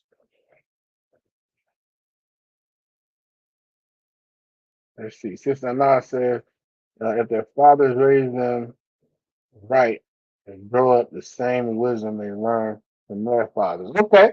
All right. That she is absolutely on it. She's absolutely on it. She's absolutely on it. Because what it's talking about is we again we have the truth. Especially if you and I ISUPK, you have the truth, right? And what children get from their fathers are their glory. So as we give the truth, and she said, let me bring her comment back up. Raise them right and grow up in the truth. And as Sister I pulled the other scripture, we train up a child in the way that they should go, and we give them this. That is their glory, and they're getting it from their fathers.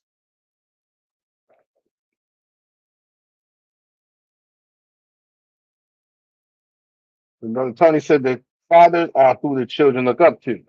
It's true. That's who we should look up to. That ain't always the case for various reasons. And that's how I want to say it. What you're saying is true. Children typically look up to their father. But what this is saying is we should have fathers should have something to give to their children. Something of glory, something of honor. And in this case, what we're talking about is the heritage of our people, the truth of our people. So our identity is another way to say it, especially given where we are in this kingdom. This is what we're able to give to our children. And the only reason that they're able to get it, something tell me why it has to come from the Father. Why is it phrasing it? Why is it written this way? That the glory of the children are their fathers.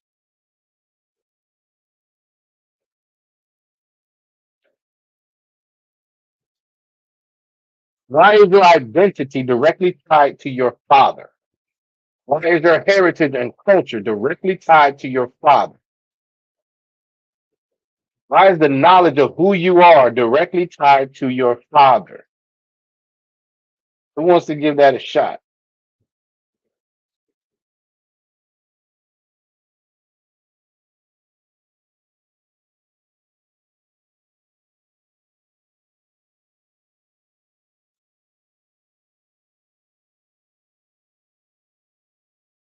All right. So Tony said the father is the head. Now that is absolutely true. The father is the head. He's the head. Oh, Salaki, your sister or not. Salaki. So the father is the head. That is true. That is true.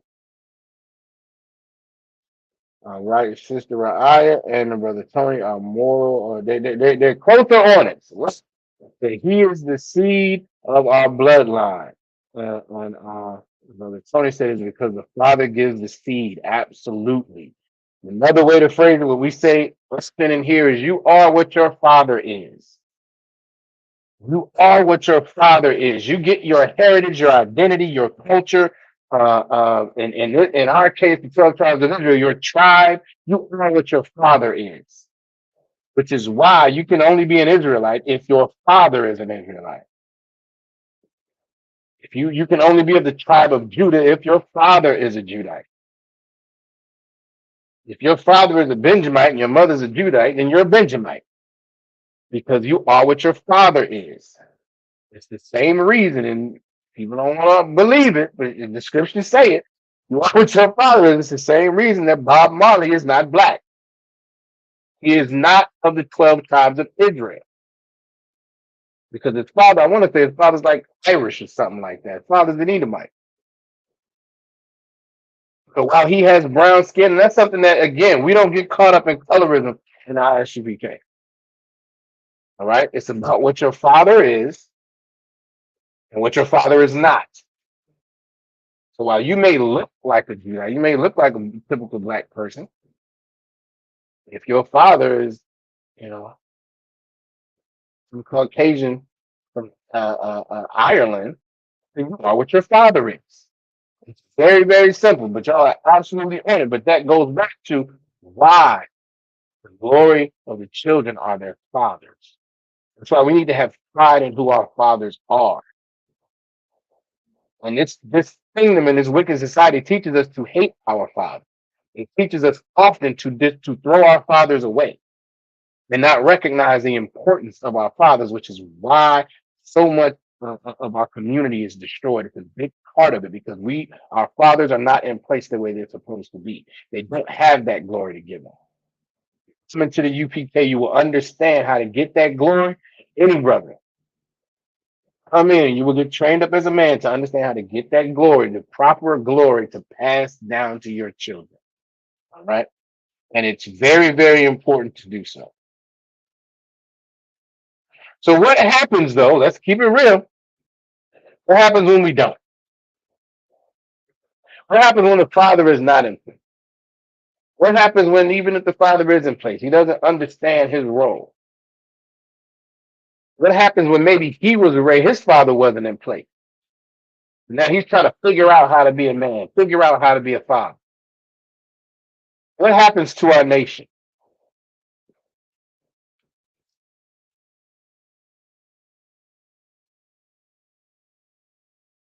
What happens to our nation when that's the case?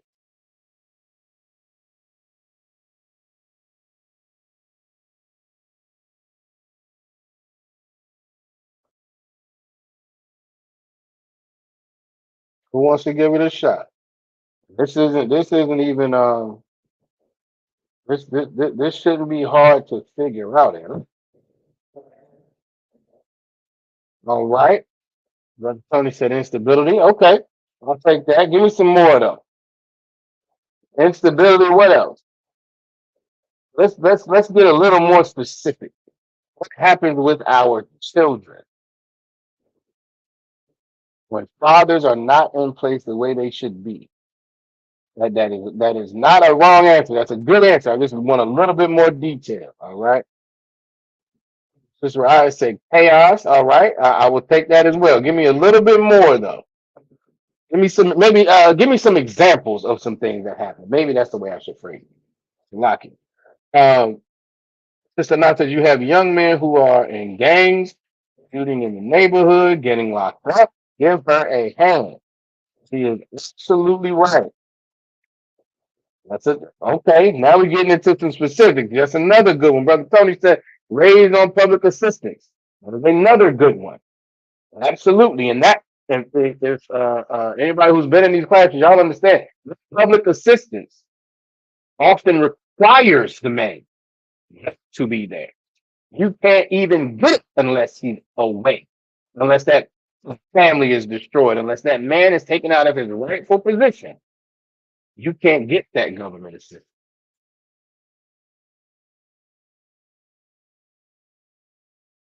That's right. It says feminine men and feminine men and strong women. And I'm gonna say it a little clearer. It's a lot here. Feminine men and masculine women.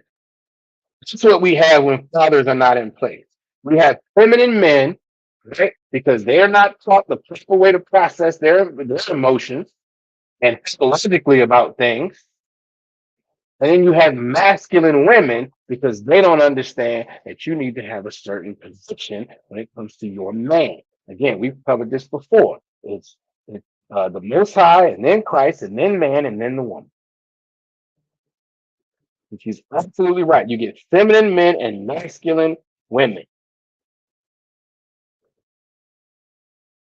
Breakdown in the structure of marriage. Absolutely. That is another good one. Brothers will then throw sisters away. They will get with these sisters, lay down, have sex, and then not talk to them ever again. That's not being taught that sex is marriage. And if you lay down with that sister, if you have sex with that sister, you are now responsible for her. You can't just get rid of her. That's not what happens.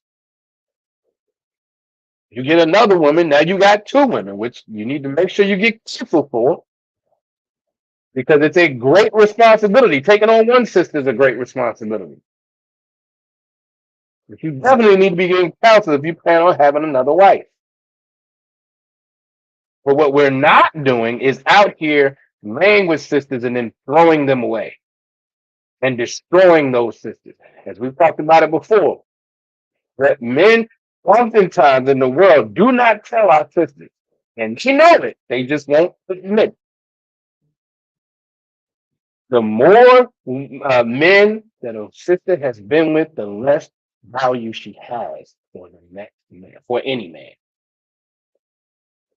No brother, no strong man wants a sister who has been around the block. Let's keep it a buck. But these are the things that a strong man in his rightful place would be teaching his daughter. So that then she has respect for herself. She values her body. So no, you can't just, I'm not just giving this away to anybody. This is special. As every young lady should think she is. Absolutely. Any fathers who have daughters out there, I mean, I'm teaching mine. Damn right, respecting if he can't see it, not next in the sense that she done lay down with him, but you understand. So that's absolutely right. The breakdown of structure, the family structure, feminine men, masculine women, it's all a function of, and this is not to,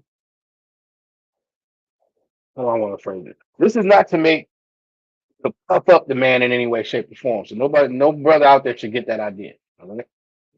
We have a responsibility to our wives, to our families. That's on us. We have that.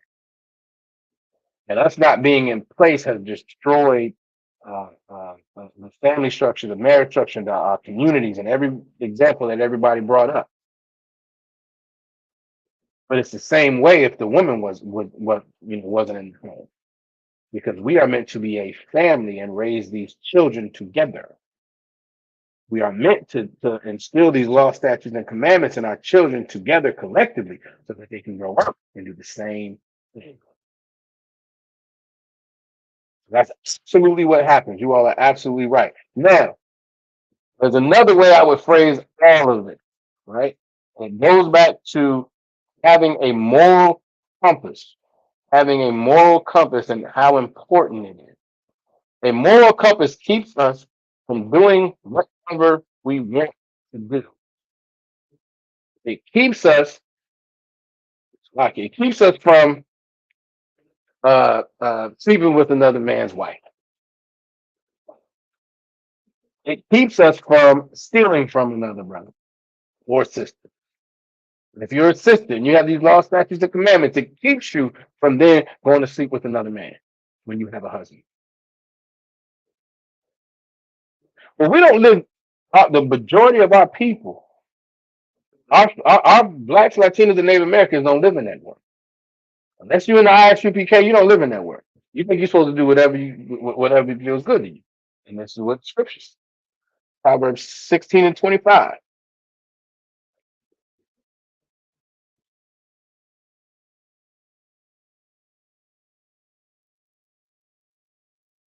Proverbs 16 and 25 says, there is a way that seemeth right unto a man, but the end thereof are the ways of death. There are things that seem absolutely fine to our people now that are terrible. Who can give me some examples? What are some things that seem right? What are some things that the world does not take as a big deal at all? And they seem like the right thing to do. I'll give you one. We can take it even off of the family structure and the things that happen in our community. This is one that it gets our people every 2 to 4 years. Our people get wrapped up in this thing. That was a hint. Let me see who can guess. Let's see who in the spirit, as obviously Iraj was saying.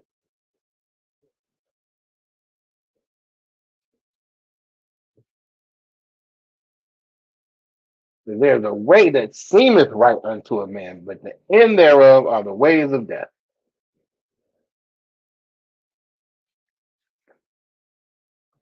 Who can tell me what this? There it is. There it is. Give Aqua King a hand. Give Sister Na a hand as well. Voting. Sister Na said elections. Correct. That seems like, well, we should be voting so we can participate in the democratic process. It seems right. It sounds good. But what has it actually done? Nothing. If anything, it's ushered in, as the scriptures say, but the end thereof are the ways of death. You know what else you got from voting? You got the 3 strikes law. Remember that? Remember the 3 strikes law that I believe Biden wrote? Joe Biden helped author. Hillary Clinton helped to get it passed, and I think it was passed under Bill Clinton. It seemed like it's a good thing to go vote. It gained us nothing, and at the end are the ways of death. Here's another precept. Goes right along with this one. Judges 17:6.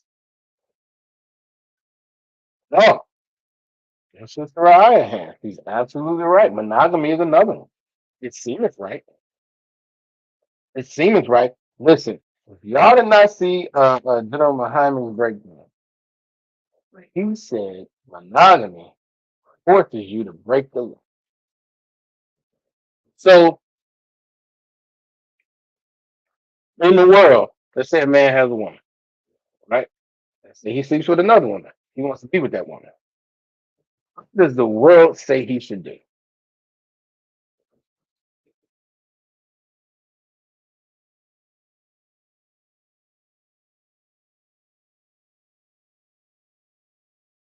He's with a woman. He wants to be with another woman. What does the world say he should do in order to be with that other woman? Let me be very clear.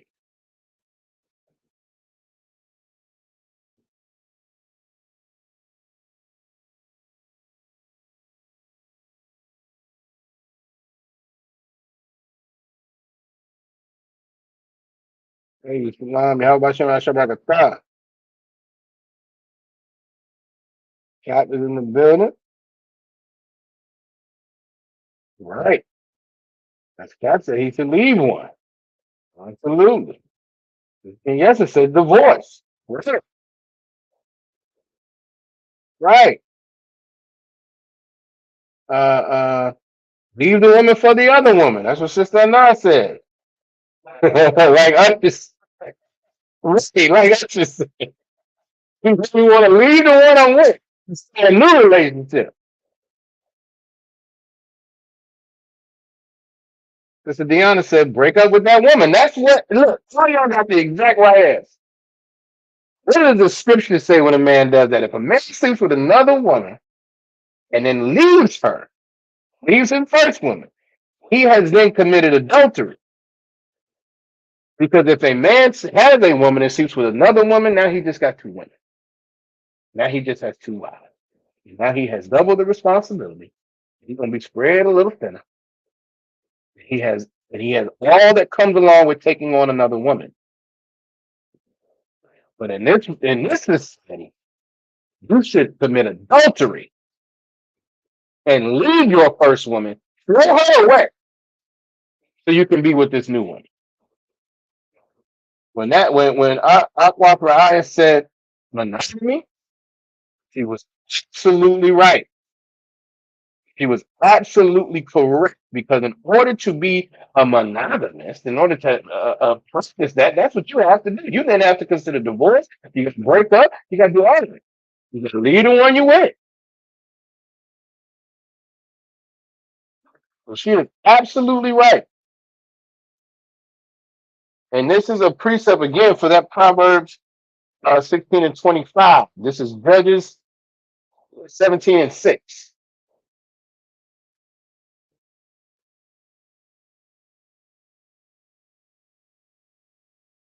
Judges 17 and 6 says, in those days there was no king in Israel, but every man did that which was right in his own eyes.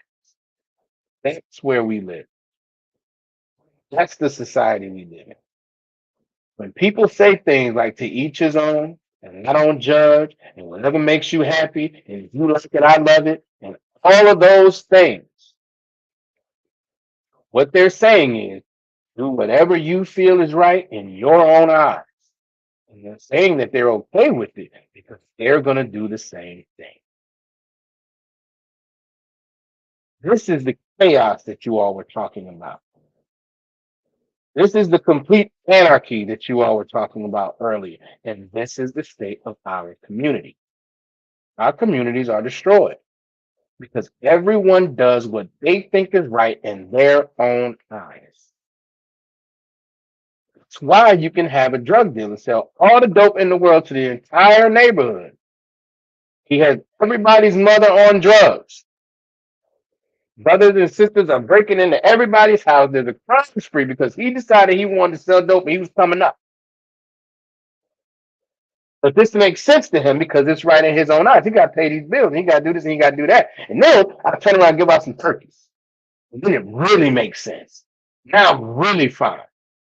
Now this is perfect. Now the Bible says suffer not a witch to live, because listen, drug dealer can't remember witch. They're whipping up potions. That's what they're doing. But in their mind, that's fine. When I was in the world, I remember talking to brothers, and they'd be like, well, the Lord, God know the situation he put me in. So you know what you're doing, but you're rationalizing it because it makes sense to you and your own mind. And in your, this is fine.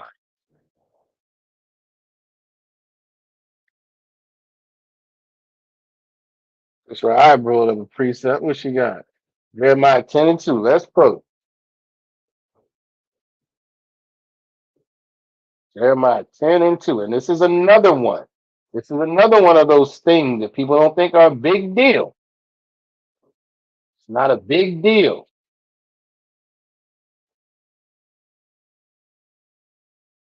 In their mind.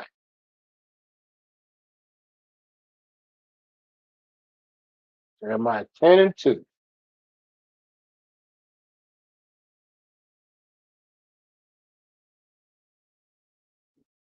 Yeah, we're going to read, we're going to probably go to what? 6? Okay, 5 or 6. Let's see.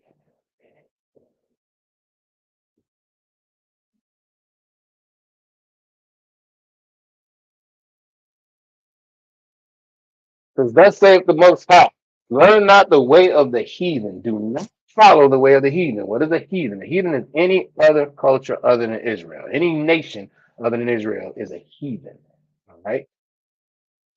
And be not dismayed at the signs of heaven. Don't be dismayed at the signs of heaven, stars, astrology, and all that nonsense. For the heathen are dismayed at them.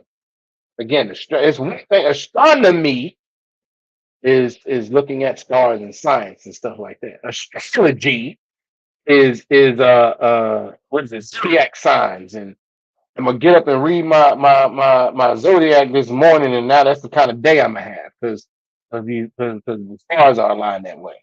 All right.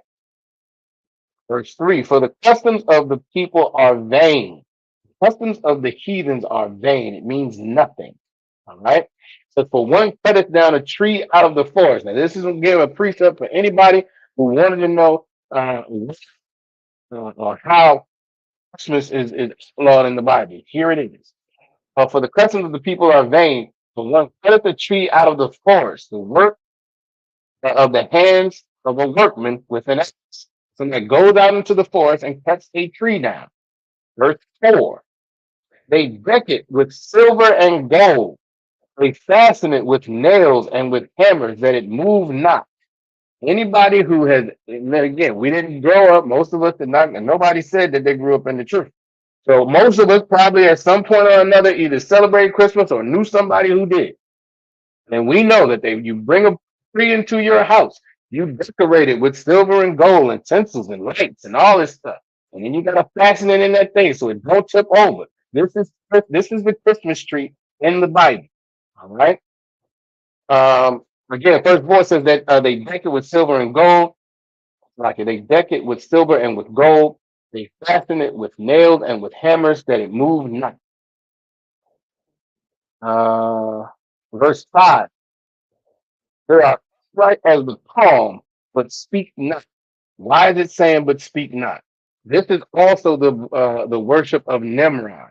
When you look at the history, Nimrod, I don't have time to get into the whole Nimrod story. But Nimrod, if anybody wants to go back, I think it was sometime in December we went over this.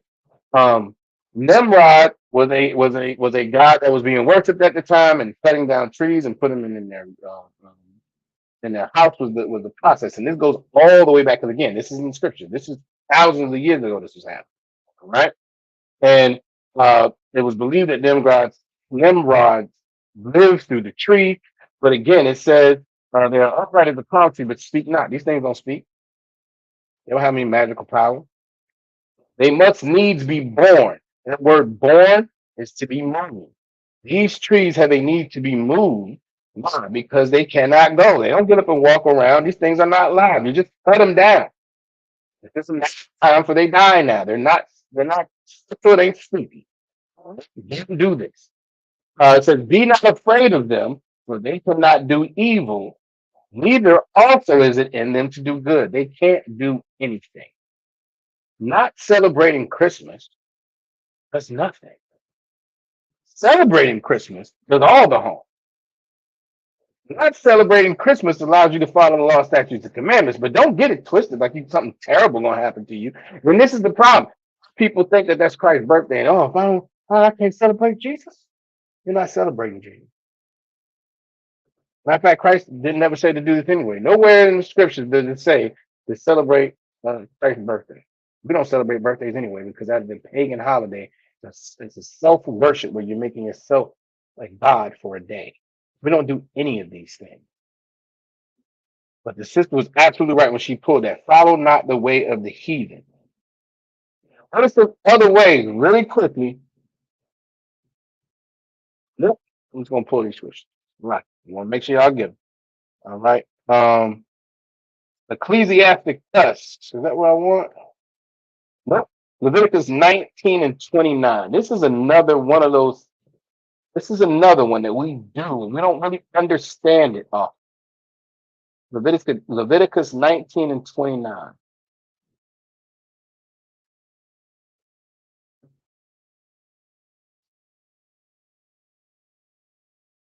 Y'all bear with me. We ain't gonna be too much longer. We got a couple more scriptures to roll through. All right.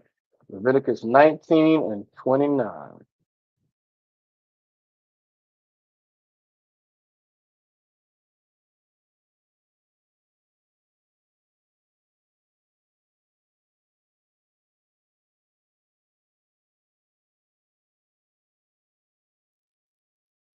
All right, Leviticus 19:29 says, do not prostitute thy daughter. Cause her to be a whore. Now, y'all let me know, because these are things that we do. That's the subject we on. That's where we at right now, right? Things that we do that we don't even think are a big deal. But they are the ways of death. But in the end, they're the ways of death. Who can tell me how, as a whole, our people do this right now? Do not prostitute thy daughter to cause her to be a whore. How do we do this? Give me some examples. Who wants to give it a shot? Give me some examples of how we do this as a nation.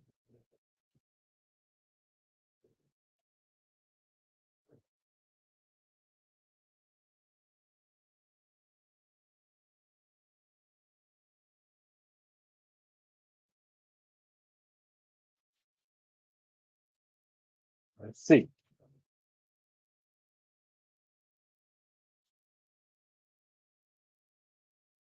See who wants to give it a shot, because we do it often. Our people do it often. And we don't see it as a big deal at all.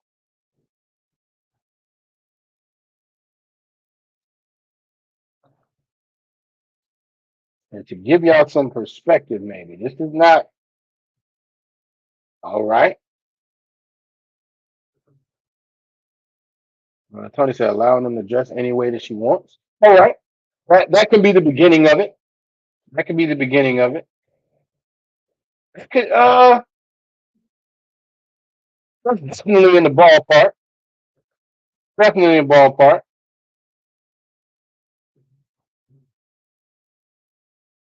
Who else?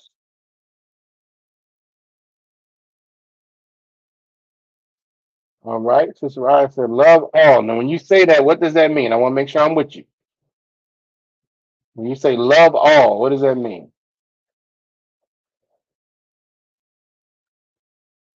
Sister said, church. All right, spiritually. That could be a spiritual. Um, it's like you're going to church and allowing somebody to find their way. That could be that. I want to. Let's a little more practical though. Brother Tony was closer. All right. Brother Tony was closer. Let me walk y'all there a little bit. All right. Let's say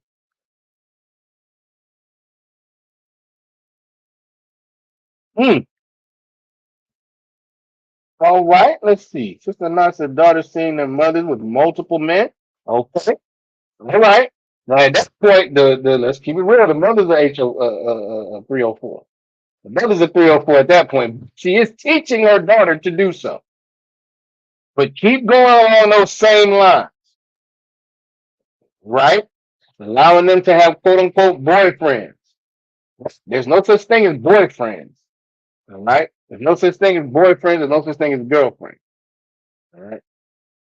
You have sex. That's your wife. That's your husband.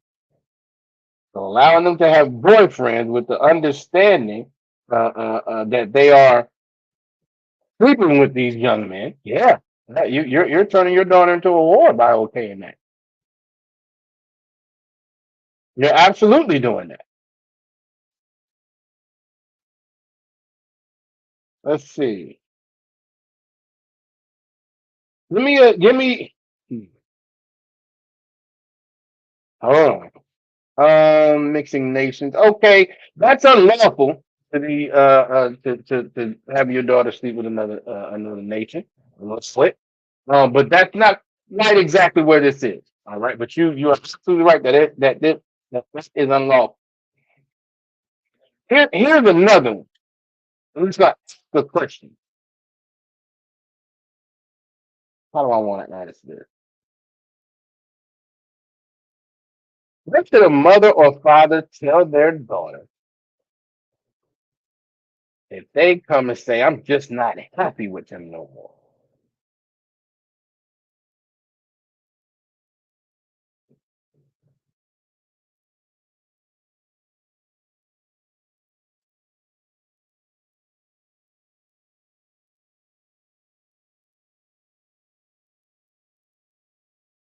What should be the response from the mother or daughter, mother or father?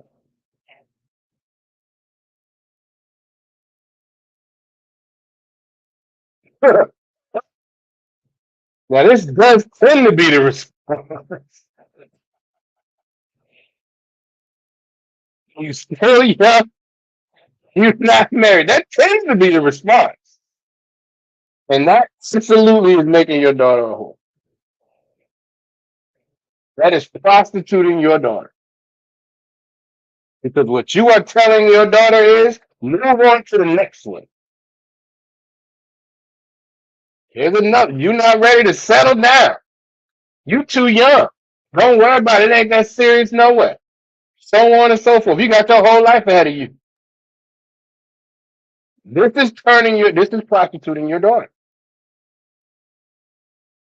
As Sister Ryan says, sex is marriage. So once someone's unhappy and now they want to get rid of that person, especially, there's another one. You'll know when you find the one. You'll know. And in the middle, in between, that sister is giving her body away to every man she comes on. Every man trying him out, trying to see if he the one. She done gave her body away. Then gave that what's valuable away,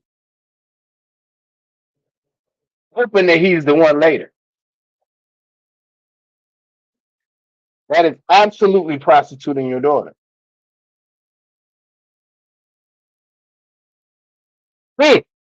Y'all on it.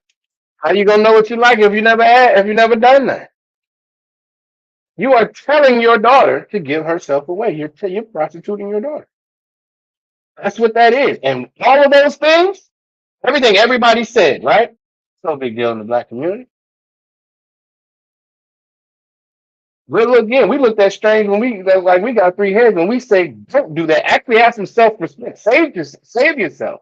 Get to know the person to make sure that this is somebody you're gonna want to be with for the rest of your life.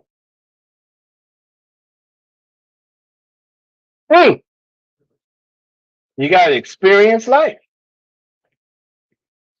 And all of these things are said like they're nothing. Like it's no big deal.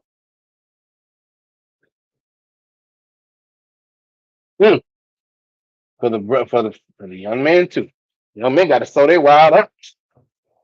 They got to sow their wild oats. What was that song? I'm showing my age a little bit. I think it was Smokey Robinson. Young man, you better shop around. That's what our nation as a whole tells our children. There's no ring on your finger. What Beyonce say? Hey, if you like, you should have put a ring on. And if you did not do so, and we ain't getting no paper from your custom, then this means nothing.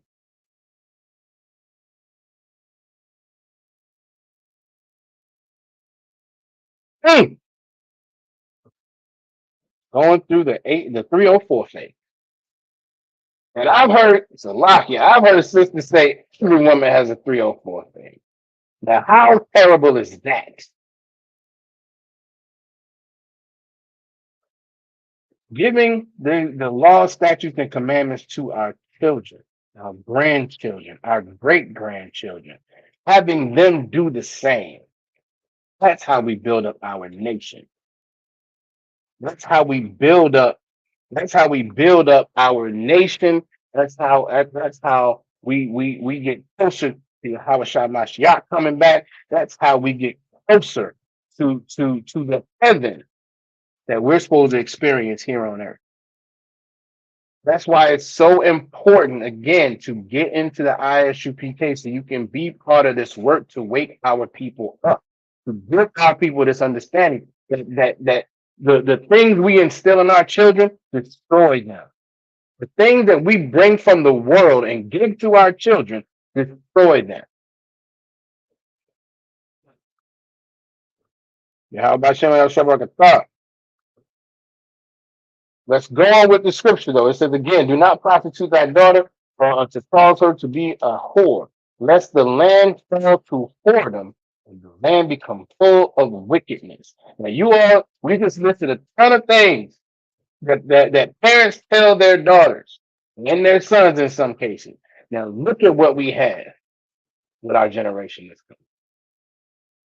That's how we got Sexy Reds and Glorilla and Sukiana and Cardi B and Megan Thee Stallion and Lil Kim and Foxy Brown and The list just goes on and on. And on. This is how we got here. By not having these laws, statutes, and commandments. Absolutely. Look him as well. I mean, it's just on and on and on. And it gets worse and worse and worse by generation. And we get further and further and further away from the Most High. When Aretha Franklin was out there, yep. Pam Grier, yep. I'm gonna even say Patti LaBelle is one. It's a ton of them. And this is all because we don't have the law, statutes, and commandments as a nation. When we have the law, statutes, and commandments as a nation, we don't have this list of sisters. Just doing whatever makes sense to them in their heart. And you got to be happy and you got to do you. And I am woman, thou art loosed, and all that stuff. And brothers, we have our issues as well. We don't follow the law, statutes, and commandments, so we throw these sisters away as if they mean nothing. And we destroy these sisters. We know we're tearing down these sisters' value. And we just don't care. Or we're too damn feminine to be strong men and actually stand and be some kind of principle for something.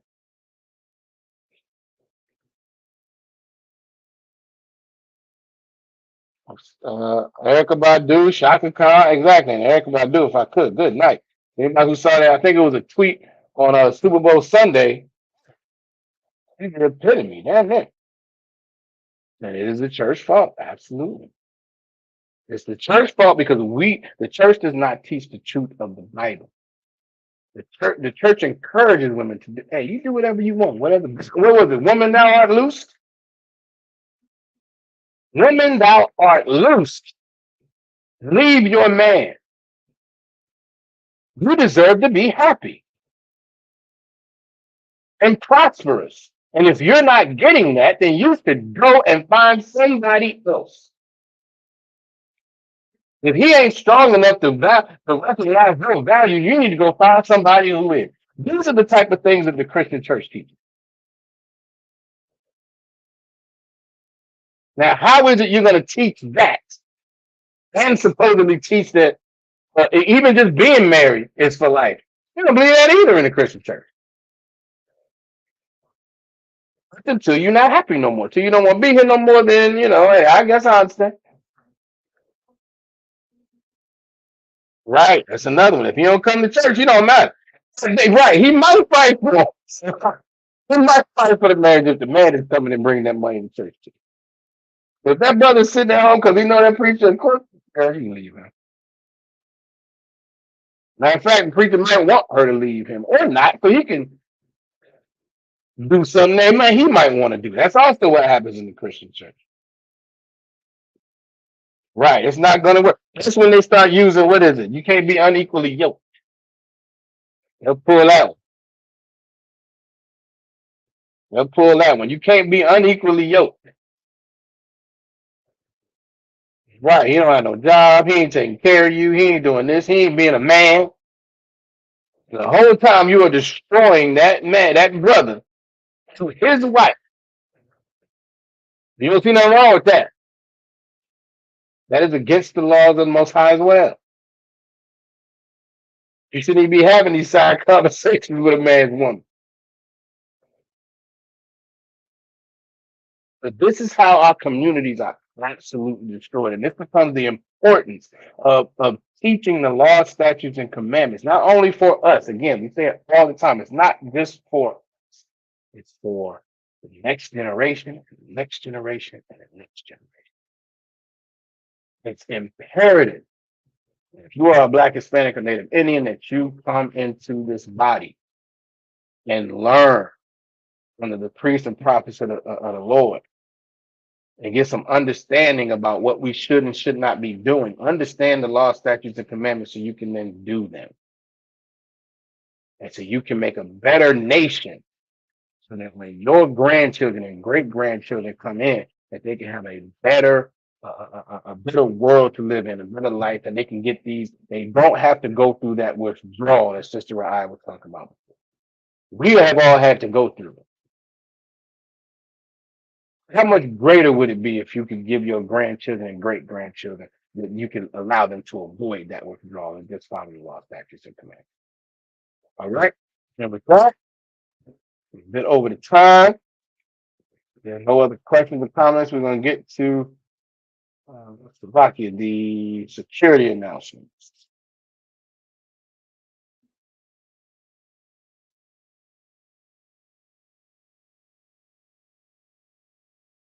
All right.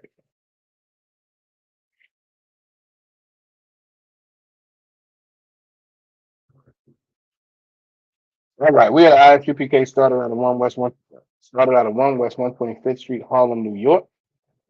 Rule for new brother and sister. When a new brother and sister come into the school, they are off limits for 6 months. They are to be saluted only. They are here to share themselves of the world. If they need transportation, the teacher will arrange it. After 6 months, if a brother or sister is interested in a particular person, he or she must get permission from the head to speak to a brother or sister. There's another 6 months in which the brother and sister will court each other. After this 6 month period, the brother and sister, after this 6 month period, the brother and sister will get permission from the head to marry. Tithes, which is a commandment. You can find it in Numbers 18 and 21. You can also find it in Malachi chapter 3, verses 8 through 10. It means 10. And the Hebrew is pronounced ma'ashara. It's 10% of every penny of any increase the Most High gives you. You can give it to the Treasury Department. You can also go to to ISUPK.com. You can pay your tithes directly there. Priest fund.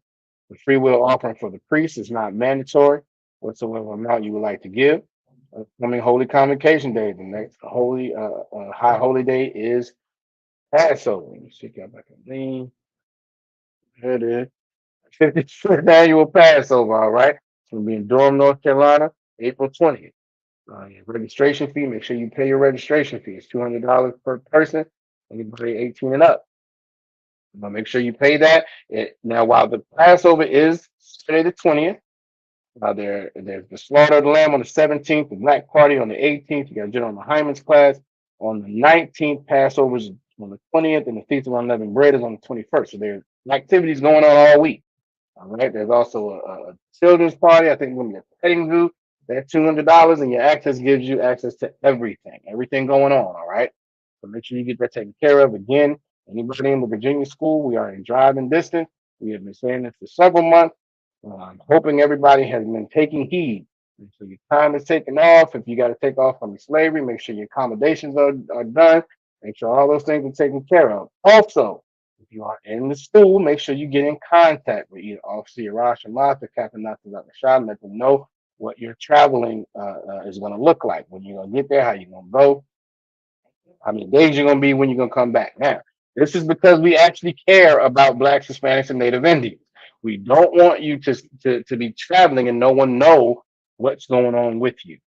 All right. So we're concerned about you getting there, getting there safe, being there safe, and getting back home safe.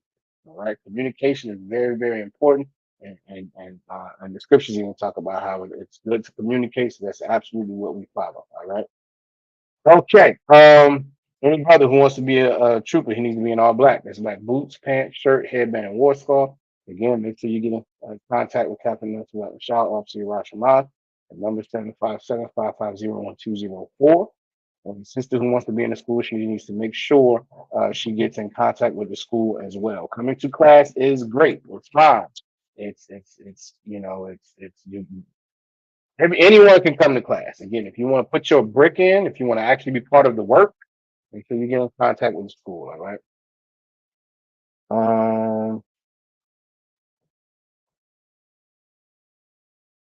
All right. And also, Commander Junior Honda Show is live. That should be coming up. If it's not on yet, I don't know if I've got notification. It should be there. So make sure y'all tune into that as well. All right. Again, get in contact with the school if you want to actually be in the school. All right. And with that, Give a courtesy salute to the brothers. Shalom, Yahweh Hashem Yahweh Shabbarakatham. And to the sisters, Yahweh Shamar Alafran by Hashem Yahweh Shah. And we're going to run this real quick. Let's see. Israel, the Israelite School of Universal and Practical Knowledge, under commanding General Yohana, presents the Lord's 55th annual Passover. That's right, the Lord's 55th annual Passover is rapidly approaching. Commanding General Yohana is calling for all blacks, Hispanics, and Native Americans to remember what the Lord did for us by saving us from our oppressors and choosing us to be a special people unto him, the real Jews and Israelites. Passover will be held in Durham, North Carolina. Pay your Passover fee. Anyone 17 years of age or older must pay $200. Come and enjoy fresh lamb, unleavened bread, and the Spirit of Christ. Can't wait to see you all there, Israel. Shalom. Cabins on streets and corners, all is feeling righteous. Real particular, nobody else there to compare to. Train for war, men of war, and war like apparel. Prefer our leaders, can't get between us.